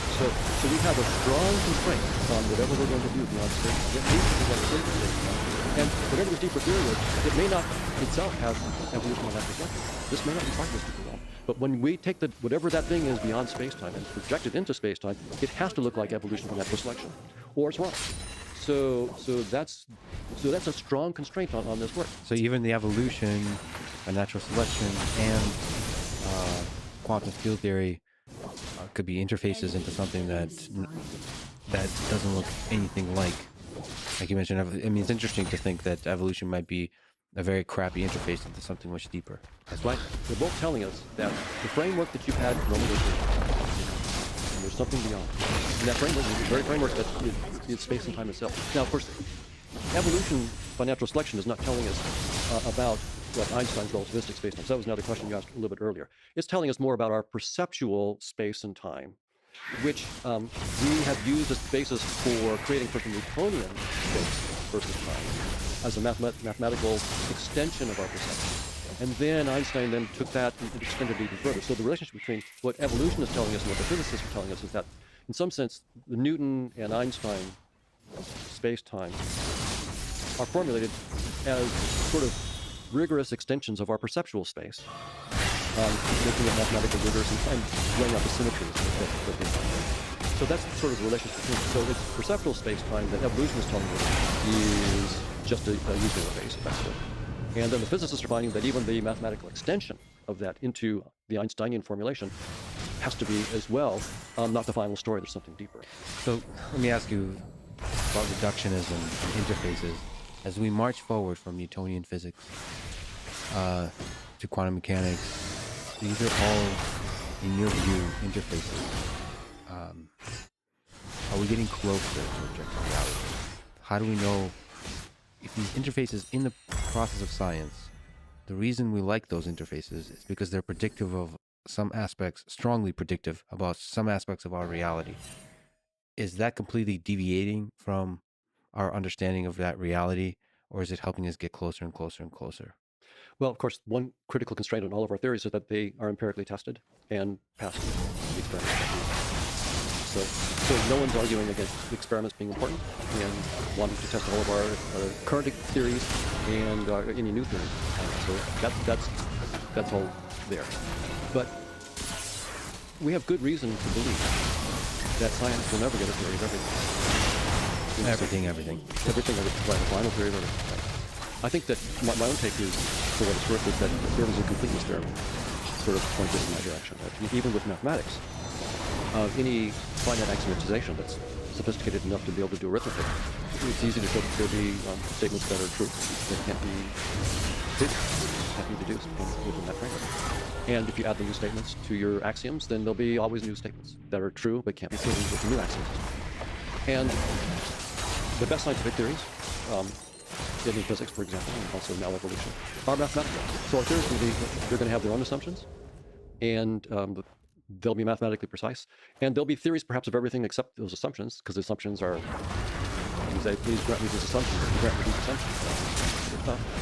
But so you have assumptions that are like miracles as far as the theory is concerned. They're not explained. They're the starting point for explanation. And then you have the mathematical structure of the theory itself, which will have the Gödel limits. And so my take is that reality, whatever it is always going to transcend any conceptual theory that we have come up with. There's always going to be mystery at the edges. Contradictions and all that kind of stuff. Okay.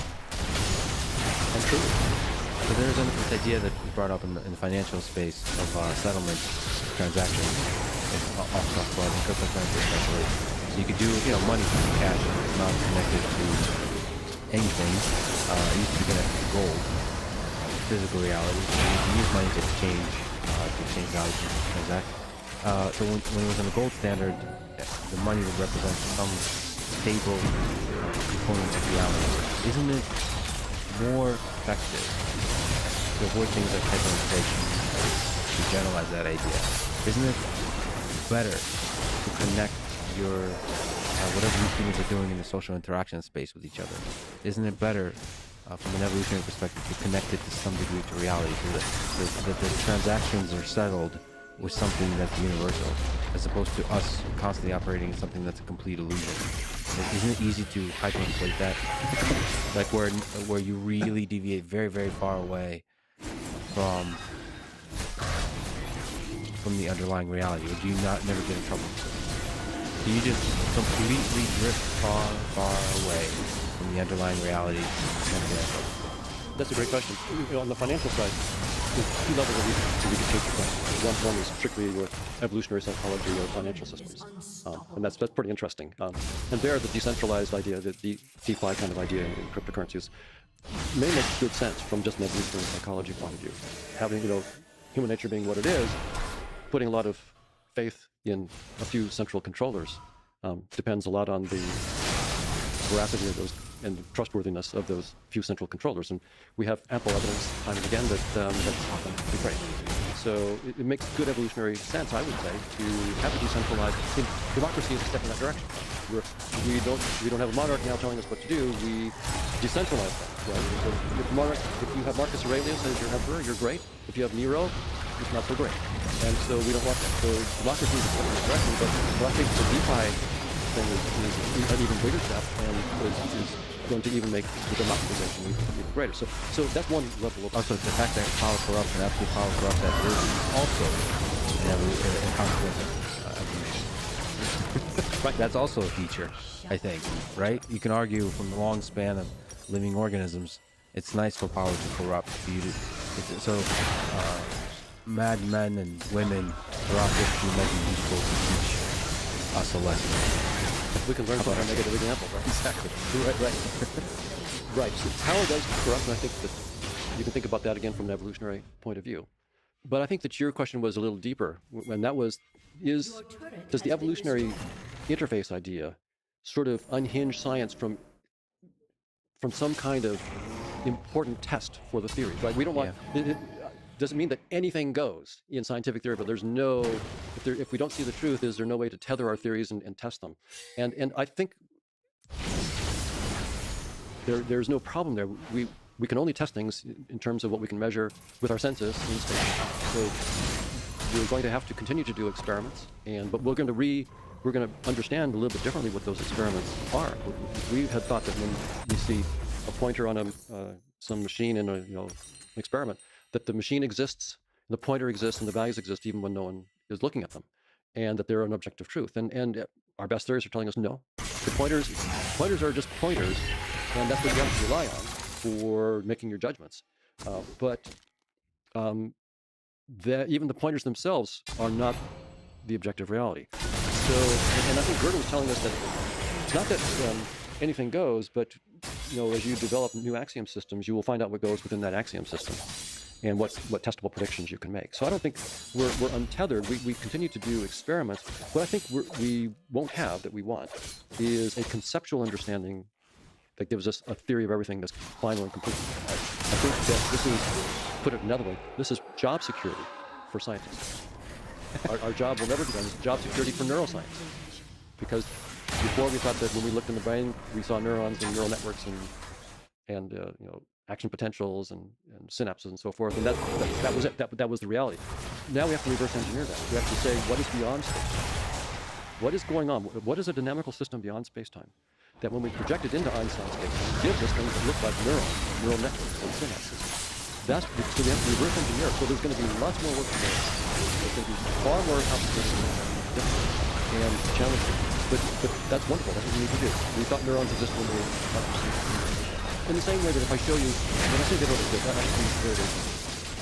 If I draw on a piece of paper a little sketch of something that's just a little line drawing of a cube, right? It's on a flat piece of paper. If I execute it well, and I show it to you, you'll see a 3D cube, and you'll see it's one face in front and two. But if I ask you, which face is in front, and you don't look, the answer is, well, neither face is in front because there's no cube.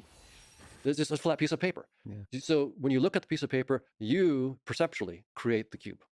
And when you look at it, then you fix one face to be in front and one face to be. So that's what I mean when I say it doesn't exist. Space-time itself is like the cube. It's a data structure that your sensory systems construct, whatever your sensory systems mean now, because we now have to not even take that for granted. But there are perceptions that you construct on the fly. And they're data structures in a computer science sense, and you garbage collect them when you don't need them. So you create them and garbage collect them. But is it possible that it's mapped well in some concrete, predictable way to objective reality? The sheet of paper, this two-dimensional space, or we can talk about space-time, maps in some way that we maybe don't yet understand, but will one day understand what that mapping is. But it maps reliably. It is tethered in that way. Well, yes, and so the new theories that the physicists are finding beyond space-time have that kind of tethering. So they show precisely how you start with an amplituhedron and how you project this high-dimensional structure into the 4 dimensions of space-time. So there's a precise procedure that relates the two, and they're doing the same thing with the cosmological polytopes. So they're the ones that are making the most concrete and fun advances going beyond space-time, and they're tethering it. Right, they say this is precisely the mathematical projection from this deeper structure into space-time. One thing I'll say about, as a non-physicist, what I find interesting is that they're finding just geometry, but there's no notion of dynamics. Right now, they're just finding these static geometric structures, which is impressive. So I'm not putting them down. This is what they're doing is unbelievably complicated and brilliant and adventurous. It's all those things. And beautiful, and beautiful, yeah, right. From a human aesthetic perspective, because geometry is beautiful. It's absolutely. And they're finding symmetries that are true of the data that can't be seen in space-time. But I'm looking for a theory beyond space-time that's a dynamical theory.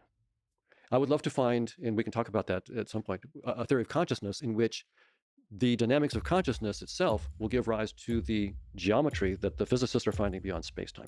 If we can do that, then we'd have a completely different way of looking at how consciousness is related to what we call the brain or the physical world more generally. Right now, all of my brilliant colleagues, 99% of them, are trying to, they're assuming space-time is fundamental. They're assuming that particles are fundamental, quarks, gluons, leptons, and so forth. Elements, atoms, and so forth are fundamental, and that therefore neurons and brains are part of objective reality, and that somehow when you get matter that's complicated enough, it will somehow generate conscious experiences by its functional properties.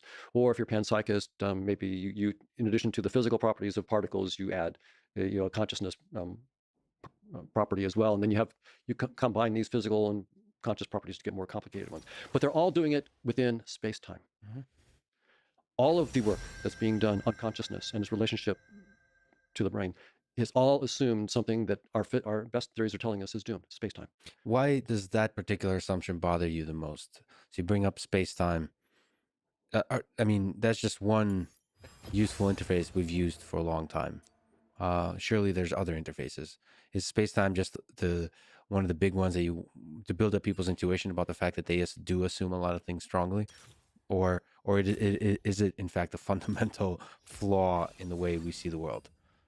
Well, everything else that we think we know are things in space-time. Sure. And so when you say space-time is doomed, this is a shot to the heart of the whole framework, the whole conceptual framework that we've had in science.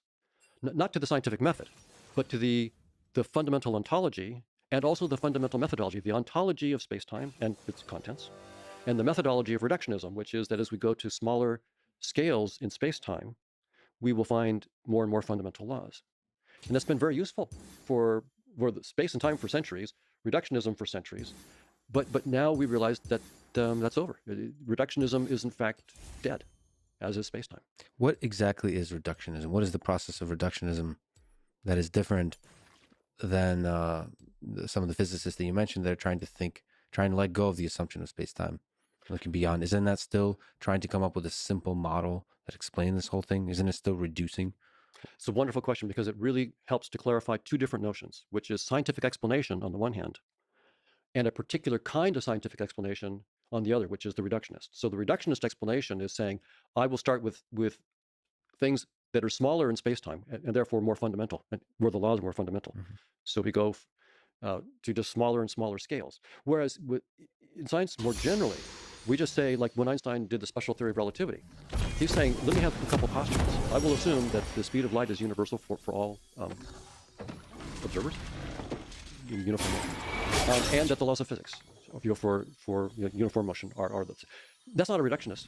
Those are saying, grant me these assumptions, I can build this entire concept of space-time out of it. It's not a reductionist thing. You're not going to smaller and smaller scales of space. You're coming up with these deep principles. Same thing with his theory of gravity, right? It's the falling elevator idea, right? So this is not a reductionist kind of thing. It's something different. So simplification is a bigger thing than just reductionism. Reductionism has been a particularly useful kind of scientific explanation, for example, in thermodynamics, right? Where the notion that we have of heat, some macroscopic thing like temperature and heat. It turns out that Boltzmann and others discovered, well, hey, if we go to smaller and smaller scales, we find these things called molecules or atoms, and if we think of them as bouncing around and having some kind of energy, then what we call heat is really can be reduced to that. And so that's a particularly useful kind of reduction, useful kind of explanation that works within a range of scales within space-time. But we know now precisely where that has to stop, at 10 to the minus 33 centimeters and 10 to the minus 43 seconds.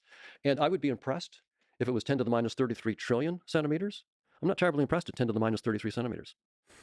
I don't even know how to comprehend either of those numbers, frankly. Just a small aside, because I am a computer science person, I also find cellular automata beautiful. Yeah. And so you have somebody like Stephen Wolfram, who recently has been very excitedly exploring a proposal for a data structure that could be the numbers that would make you a little bit happier in terms of scale, because they're very, very, very, very tiny. So do you like this space of exploration, of really thinking, letting go of space-time, letting go of everything, and trying to think what kind of data structures could be underneath this whole mess?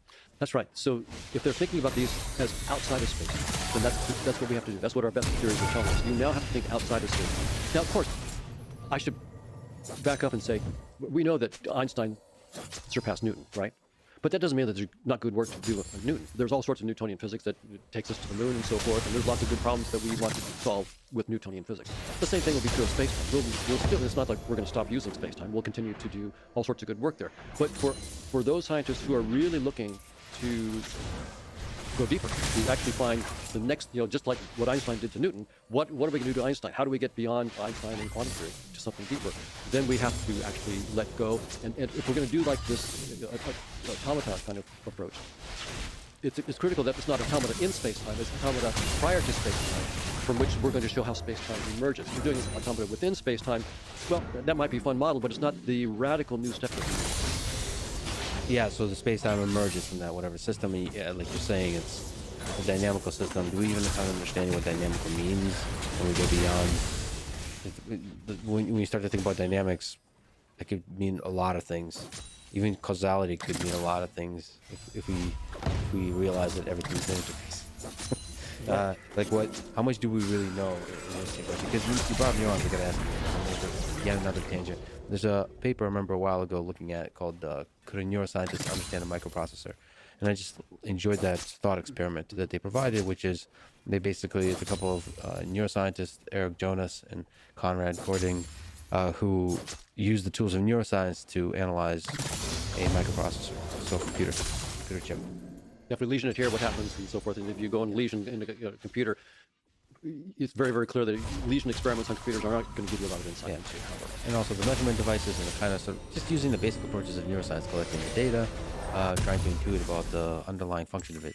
And that helps you understand that our scientific exploration of concepts, depending on the field, are maybe in the very, very early stages. I wouldn't say it leads us astray. Perhaps it does sometimes, but it's not anywhere close to some fundamental mechanism that actually makes the thing work. I don't know if you can sort of comment on that in terms of using neuroscience to understand the human mind and neurons. Are we really far away potentially from understanding in the way we understand the transistors enough to be able to build a computer? So one thing about understanding is you can understand for fun. The other one is to understand so you could build things. And that's when you really have to understand. Exactly. In fact, what got me into the field that at MIT was work by David Marr on this very topic. So David Marr was a professor at MIT, but he'd done his PhD in neuroscience, studying just the architectures of the brain. But he realized that his work, it was on the cerebellum. He realized that his work, as rigorous as it was, left him unsatisfied because he didn't know what the cerebellum was for. and why it had that architecture. And so he went to MIT and he was in the AI lab there. And he said he had this 3-level approach that really grabbed my attention. So when I was an undergrad at UCLA, I read one of his papers in the class and said, who is this guy? Because he said you have to have a computational theory. What is being computed and why? An algorithm. How is it being computed? What are the precise algorithms? And then the hardware. How does it get instantiated in the hardware? So to really do neuroscience, he argued, we needed to have understanding of all those levels. And that really got me. I loved the neuroscience, but I realized this guy was saying if you can't build it, you don't understand it effectively. And so that's why I went to MIT. And I had the pleasure of working with David until he died just a year and a half later. So there's been that idea that, with neuroscience, we have to have, in some sense, a top-down model of what's being computed and why. So we would then go after. And same thing with trying to reverse engineer, a computing system like your laptop. We really need to understand what the user interface is about and why what are keys on the keyboard for. And so we need to know why to really understand all the circuitry involved. Now, evolution by natural selection does not tell us the deeper question that we're asking. The answer to the deeper question, which is why. What's this deeper reality and what's it up to and why? All it tells us is that whatever reality is not what you see. What you see is just an adaptive fiction. So just to linger on this fascinating, bold question that shakes you out of your dream state. Does this fiction still help you in building intuition, as literary fiction does, about reality? The reason we read literary fiction is it helps us build intuitions and an understanding in indirect ways, sneak up to the difficult questions of human nature. Great fiction. Same with this observed reality. Does this interface that we get, this fictional interface, help us build intuition about deeper truths of how this whole mess works? Well, I think that each theory that we propose will give its own answer to that question, right? So when the physicists are proposing these structures like the tetrahedron and cosmological polytope, associahedron, and so forth, beyond space-time, we can then ask your question for those specific structures and say, how much information, for example, does evolution by natural selection and the kinds of sensory systems that we have right now give us about this deeper reality, and why did we evolve this way? We can try to answer that question from within the group. So there's not going to be a general answer. I think what we'll have to do is posit these new deeper theories and then try to answer your question within the framework of those deeper theories, knowing full well that there will be an even deeper theory. So is this paralyzing though? Because how do we know we're not completely adrift out to sea, lost forever from, so like that our theories are completely lost? So if it's all, you can never truly deeply introspect at the bottom. There's always just turtles on top of turtles, and isn't that paralyzing in the scientific mind? Well, it's interesting that you say introspect to the bottom, because there is one. I mean, again, this is in the same spirit of what I said before, which is it depends on what answer you give to what's beyond space-time, what answer we would give to your question, right? So, but one answer that is interesting to explore is something that spiritual traditions have said for thousands of years, but haven't said precisely, so we can't take it seriously in science until it's made precise, but we might be able to make it precise. And that is that They've also said something like space and time aren't fundamental; they're Maya, they're illusion. And but that if you look inside, you introspect, and let go of all of your particular perception, you will come to something that's beyond conceptual thought, and that is, they call it, being in contact with the deep ground of being that transcends any particular conceptual understanding. If that is correct, I'm not saying it's correct, and I'm not saying it's not correct. I'm just saying if that's correct, then it would be the case that as scientists, because we also are in touch with this ground of being, we would then not be able to conceptually understand ourselves, but we could know ourselves just by being. And so there would be a sense in which there is a fundamental grounding to the whole enterprise, because we're not separate from the enterprise. This is the opposite of the impersonal third-person science. This would make science go personal all the way down, but nevertheless scientific, because the scientific method would still be what we would use all the way down for the conceptual. Unfortunately, you still don't know if you went all the way down. It's possible that this kind of whatever consciousness is, and we'll talk about it, is getting the cliche statement of be yourself. It is somehow digging at a deeper truth of reality, but you still don't know when you get to the bottom. You know, a lot of people, they'll take psychedelic drugs and they'll say, well, that takes my mind to certain places where it feels like that is revealing some deeper truth of reality, but you still, it could be interfaces on top of interfaces. That's in your view of this, you really don't know. I mean, it's Gato's incompleteness, is that you really don't know. My own view on it, for what it's worth, because I don't know the right answer, but my own view on it right now is that it's never ending. I think that there will never, that this is great, as I said before, great job security for science, and that if this is true, and if consciousness is somehow important or fundamental in the universe, this may be an important fundamental fact about consciousness itself, that it's a never-ending exploration that's going on in some sense. Well, that's interesting. Let me push back on the job security. Okay. So maybe as we understand this kind of idea deeper and deeper, we understand that the pursuit is not a fruitful one. That maybe we need to, maybe that's why we don't see aliens everywhere. Is you get smarter and smarter and smarter. You realize that like exploration is, there's other fun ways to spend your time than exploring. You could be sort of living maximally in some way that's not exploration. You know, there's all kinds of video games you can construct and put yourself inside of them that don't involve you going outside of the game world. It's feeling, for my human perspective, what seems to be fun is challenging yourself and overcoming those challenges. So you can constantly artificially generate challenges for yourself, like Sisyphus and his boulder. Right. And that's it. So the scientific method is always reaching out to the stars. It's always trying to figure out the puzzle upon a puzzle. Always trying to get to the bottom turtle. Maybe if we can build more and more the intuition that that's infinite pursuit, we agree to start deviating from that pursuit, start enjoying the here and now versus the looking out into the unknown always. Maybe that's looking out into the unknown is a early activity for a species that's evolved. I'm just sort of saying, pushing back, because you probably got a lot of scientists excited in terms of job security. I could envision where it's not job security, where scientists become more and more useless. Maybe they're like the holders of the ancient wisdom that allows us to study our own history, but not much more than that. That's good pushback. I'll put one in there for the scientists again. Yes. But sure. But then I'll take the other side. So when Faraday did all the experiments,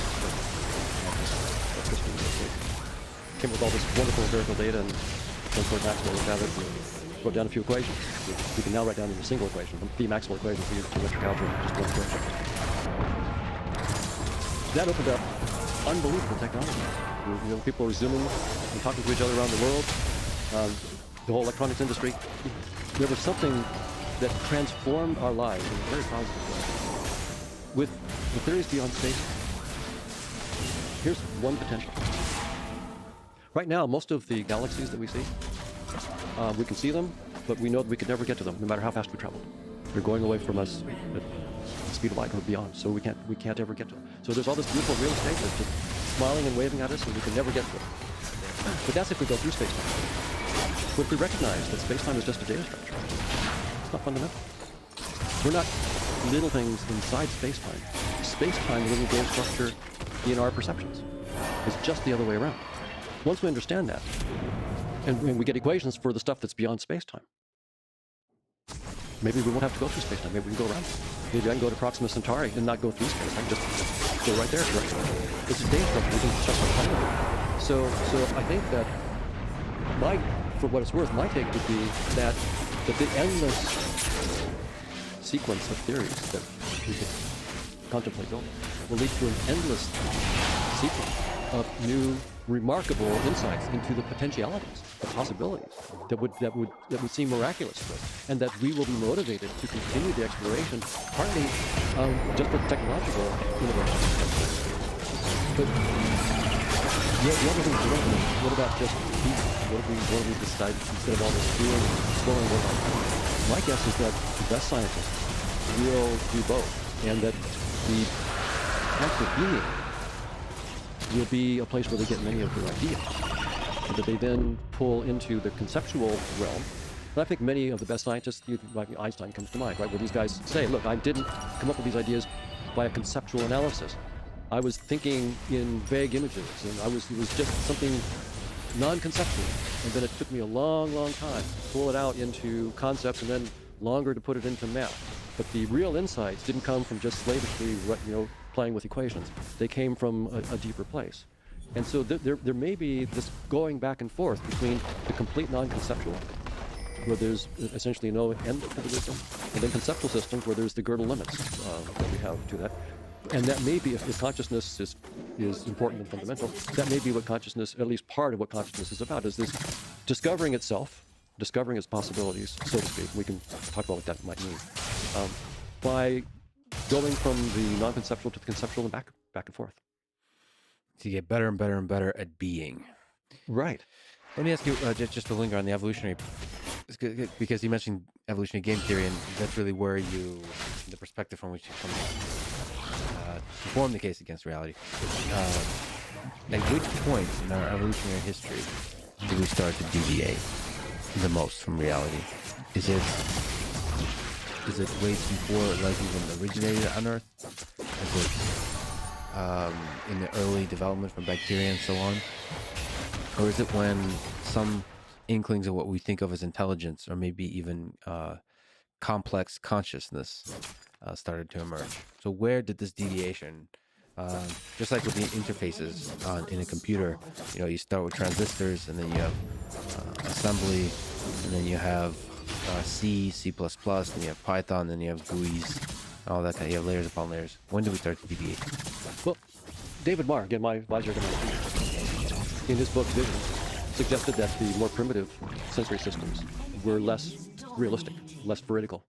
But that by the time you got to something as complicated as the humans, we were actually estimating the true shapes and distances to objects and so forth. So his point of view, and I think it was probably not an uncommon view among my colleagues, that the sensory systems of lower creatures may just not be complicated enough to give them much truth. But as you get to 86 billion neurons, you can now compute the truth, or at least the parts of the truth that we need. When I look at evolutionary game theory, one of my graduate students, Justin Mark, did some simulations using genetic algorithms. So there, he was just exploring. We start off with random organisms, with random sensory genetics and random actions. And the first generation was unbelievably. It was a foraging situation. They were foraging for resources. Most of them just stayed in one place, didn't do anything important, but we could then just look at how the genes evolved. And what we found was, what he found was that basically you never even saw the truth organisms even come on the stage. They if they came up, they were gone in one generation. They just came. So they came and got. They came and went. Even just in one generation, they just are not good enough. The ones that were just tracking, their senses just were tracking the chaos, were far more fit than the truth seekers. So an answer at one level, I'm going to give an answer at a deeper level, but just with evolutionary game theory. Because my attitude as a scientist is, I don't believe any of our theories. I take them very, very seriously. I study them. I look at their implications, but none of them are the gospel. They're just the latest ideas. So the reason I study evolutionary game theory is because that's the best tool we have right now in this area. There is nothing else that competes. And so as a scientist, it's my responsibility to investigate and see what they mean. And the same thing the physicists are doing. They're taking the best tools and looking at what they entail. But I think that science now has enough experience to realize that we should not believe our theories, in the sense that we've followed along. 1990 was a lot of physicists thought they were discouraging bright young people from going into physics because it was all done. And that's precisely the wrong attitude. Forever. It's the wrong attitude forever. The attitude we should have is a century from now, they'll be looking at us and laughing at what we didn't know. And we just have to assume that that's going to be the case. Just know that everything that we think is so brilliant right now, our final theory, a century from now, they'll look at us like we look at the physicists of 1890 and say, how could they have been so right? So I don't want to make that mistake. So I'm not doctrinaire about any of our current scientific theories. I am doctrinaire about this. We should use the best tools we have. Okay, good to know. Well, let me ask you about game theory. I love game theory. But I'm always suspicious of it, like phenomena. When you construct models, it's too easy to construct things that oversimplify just because we, our human brains, enjoy the simplification of constructing a few variables that somehow represent organisms or represent people, and running a simulation that then allows you to build up intuition. And then it feels really good because you can get some really deep and surprising intuitions. But how do you know your models aren't, the assumptions underlying your models aren't fundamentally flawed, and because of that, your conclusions are fundamentally flawed? So I guess my question is, what are the limits in your use of game theory, evolution game theory, your experience with it? What are the limits of game theory?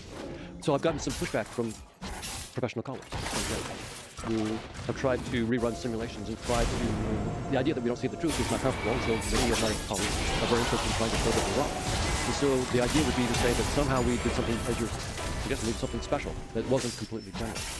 We've got some little special part of the whole search space in evolutionary game theory in which this happens to be true, but more generally, organisms would evolve. The best pushback we've gotten is from the team at Yale, and they suggested that if you use thousands of payoff functions, so our simulation would just use because it was the first. So that would be a limit. We had one payoff function, we showed good results. At least for the genetic type. And they said if you have 20,000, then we can find a condition in which truth-seeing organisms would be the ones that are credible. And so we looked at the simulations, and it certainly is the case that you can find special cases in which truth can evolve. So when I say it's probability zero, it doesn't mean it can't happen. It can happen. In fact, it could happen infinitely often. It's just probability zero.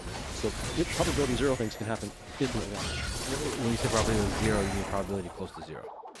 To be very, very precise. So for example, if I have a unit square on the plane, and I use a measure in which the probability measure in which the area of a region is its probability.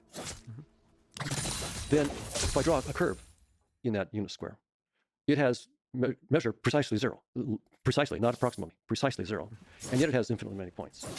So there's an object that for that probability measure has probability zero, and yet there's infinitely many points in it. So that's what I mean by when I say that the things that are probability zero can happen infinitely often in principle. Yeah, but infinity, as far as and I look outside often, I walk around and I look at people, I have never seen infinity in real life. That's an interesting issue. I've been looking. I don't notice it. Infinitely small or the infinitely big. And so the tools of mathematics, you can sort of apply the same kind of criticism that it is a very convenient interface into our reality. That's a big debate in mathematics, the intuitionists versus the ones who take, for example, the real numbers as real. And that's a fun discussion. Nicholas Geeson, a physicist, has really interesting work recently on how if you go with intuitionist mathematics, you could effectively quantize Newton. And you find that the Newtonian theory and quantum theory aren't that different once you go with it. It's really quite interesting. So the issue you raise is a very, very deep one. It's one that we should take quite seriously, which is how should we think about the reality of the constant hierarchy, A left 1, A left 2, all these different infinities, versus just a more algorithmic approach, right? So where everything's computable in some sense, everything's finite. As big as you want, but nevertheless finite. So yeah, ultimately boils down to whether the world is discrete or continuous in some general sense. And again, we can't really know, but there's just a mind-breaking thought, just common sense reasoning, that something can happen and is yet probability of it happening is 0%. That doesn't compute for common sense computer. Right. This is where you have to be a sharp mathematician to really, and I'm not. Sharp is one word. What I'm saying is common sense computer is, I mean that very kind of in a positive sense. Because when we're talking about perception systems and interfaces, if we are to reason about the world, we have to use the best interfaces we got. And I'm not exactly sure that game theory is the best interface we got. And applications of mathematics, tricks, tools of mathematics game theory is the best we got when you're thinking about the nature of reality and fitness functions and evolution, period. Well, that's a fair rejoinder, and I think that that was the tool that we used. And if someone says, here's a better mathematical tool, and here's why, this mathematical tool better captures the essence of Darwin's idea. John Maynard Smith didn't quite get it with evolutionary game theory. There's this thing. Now, there are tools of evolutionary graph theory which generalize evolutionary game theory, and then there's quantum game theory. So you can use quantum tools, like entanglement, as a resource in games that change the very nature of the solutions, of the often solutions of the game theory. What the work from Yale is really interesting. It's a really interesting challenge of that kind of these ideas where, okay, if you have a very large number of fitness functions, or let's say you have a nearly infinite number of fitness functions or a growing number of fitness functions, what kind of interesting things start to emerging. If you are to be an organism, to be an organism that adapts means having to deal with an ensemble of fitness functions. Right, and so we've actually redone some of our own work based on theirs, and this is the back and forth that we expect in science, right? And what we found was that in their simulations, they were assuming that you couldn't carve the world up into objects. And so we said, well, let's relax that assumption. Allow organisms to create data structures that we might call objects. And an object would be you would do hierarchical clustering of your fitness functions, ones that have similar shapes. If you have 20,000 of them, maybe these 50 are all very, very similar. So I can take all the perception, action, fitness stuff and make that into a data structure, and we'll call that a unit or an object. And as soon as we did that, then all of their results went away. Turned out they were the special case, and that the organisms that were allowed to only see that were shaped to see only fitness payoffs were the ones that were. So the idea is that objects then, what are objects from an evolutionary point of view? This model, we thought that the model, because I was seeing a true object that existed what allowed us to perceive. Evolutionary theory suggests a different interpretation of the data that is encoding a convenient way of looking at the comparison. Yes, I can use this for building. I could use it as a weapon, not a very good one. I could beat someone with head. If my goal is mating, this is pointless. So I'm seeing for what I'm coding here is all sorts of actions and the payoffs that I could get. When I pick up an apple, now I'm getting a different set of actions and payoffs. When I pick up a rock, I'm getting, so for every object, what I'm getting is a different set of payoff functions and act with various actions. And so once you allow that, then what you find is, once again, that the truth goes extinct, and the organisms that just get this interface. But the question, from where do fitness functions originate? What gives birth to the fitness function?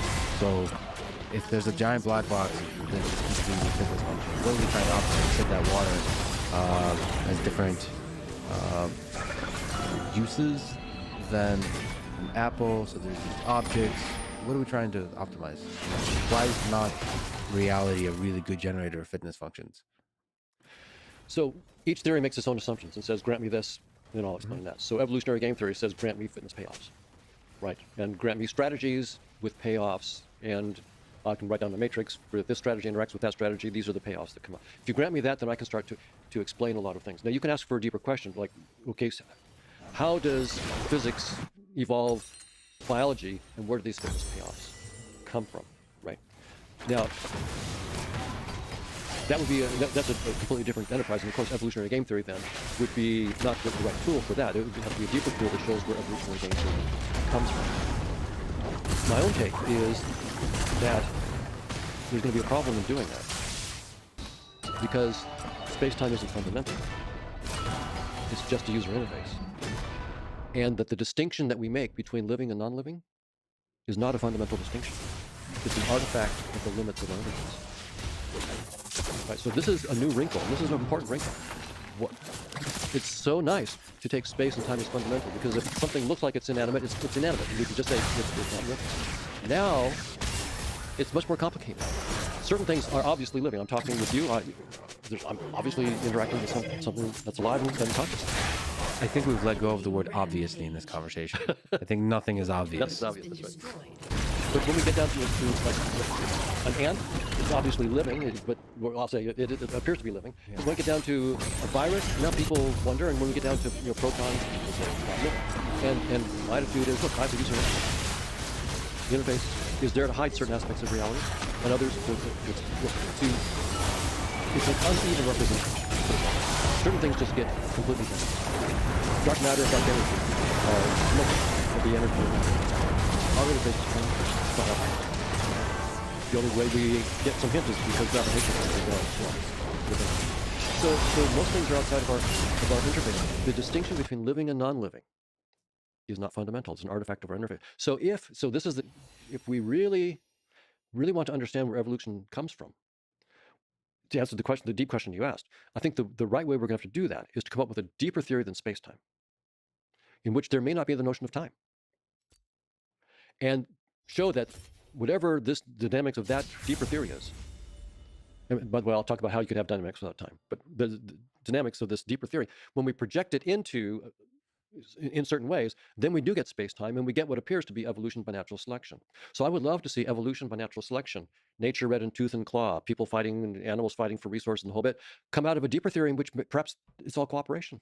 There's no limited resources and so forth. But as a result of projection, you get space and time, and as a result of projection, you get nature red in tooth and claw, the appearance of it. But it's all an artifact of the interface. I like this idea that the line between living and non-living is very important.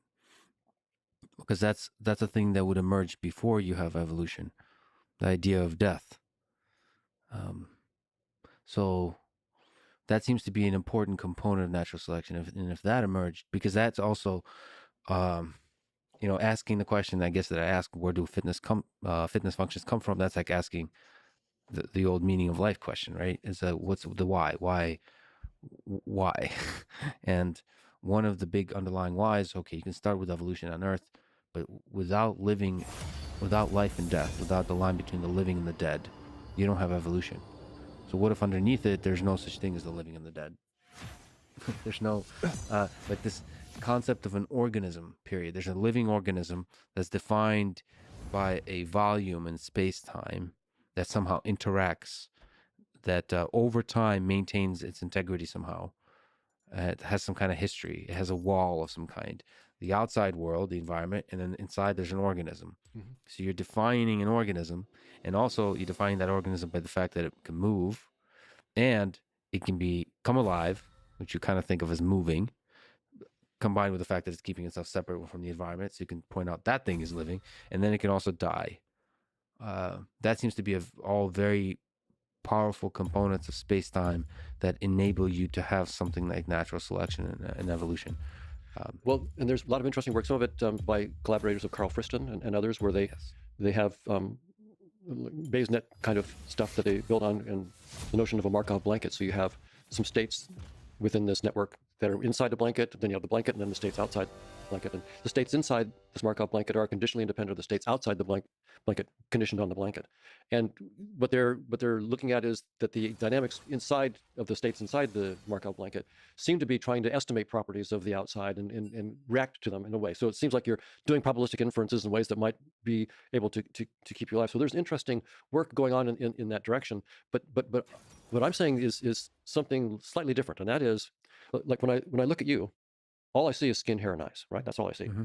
But I know that there's a deeper reality. I believe that there's a much deeper reality. There's the whole world of your experiences, your thoughts, your hopes, your dreams. In some sense, the face that I see is just a symbol that I create, right? And as soon as I look away, I delete that symbol. But I don't delete you. I don't delete the conscious experience, the whole world of your. So I'm only deleting an interface symbol, but that interface symbol is a portal, so to speak. Not a perfect portal, but a genuine portal into your beliefs, into your conscious experiences, into that's why we can have a conversation. We genuinely, your consciousness is genuinely affecting mine, and mine is genuinely affecting yours through these icons, which I create on the fly. I mean, I create your face when I look, I delete it. I don't create you, your consciousness. That's there all the time, but I do. So now when I look at a cat, I'm creating something that I still call living, and I still think is conscious. When I look at an ant, I create something that I still would call living, but maybe not conscious. When I look at something I call a virus, now I'm not even sure I would call it living. And when I look at a proton, I would say I don't even think it's not alive at all. It could be that I'm nevertheless interacting with something that's just as conscious as you. I'm not saying the proton is conscious. The face that I'm creating when I look at you, that face is not conscious. That face is a data structure in me. That face it's an experience. It's not an experiencer. Similarly, a proton is something that I create, when I look or do a collision in the Large Hadron Collider or something like that. But what is behind the entity in space-time? So I've got this space-time interface, and I've just got this entity that I call a proton. What is the reality behind it? Well, the physicists are finding these big structures, the amplitude-hedron, the sociohedron. What's behind those? Could be consciousness, what I'm playing with. In which case, when I'm interacting with a proton, I could be interacting with consciousness. Again, to be very, very clear, because it's easy to misunderstand, I'm not saying a proton is conscious. Just like I'm not saying your face is conscious. Your face is a symbol I create and then delete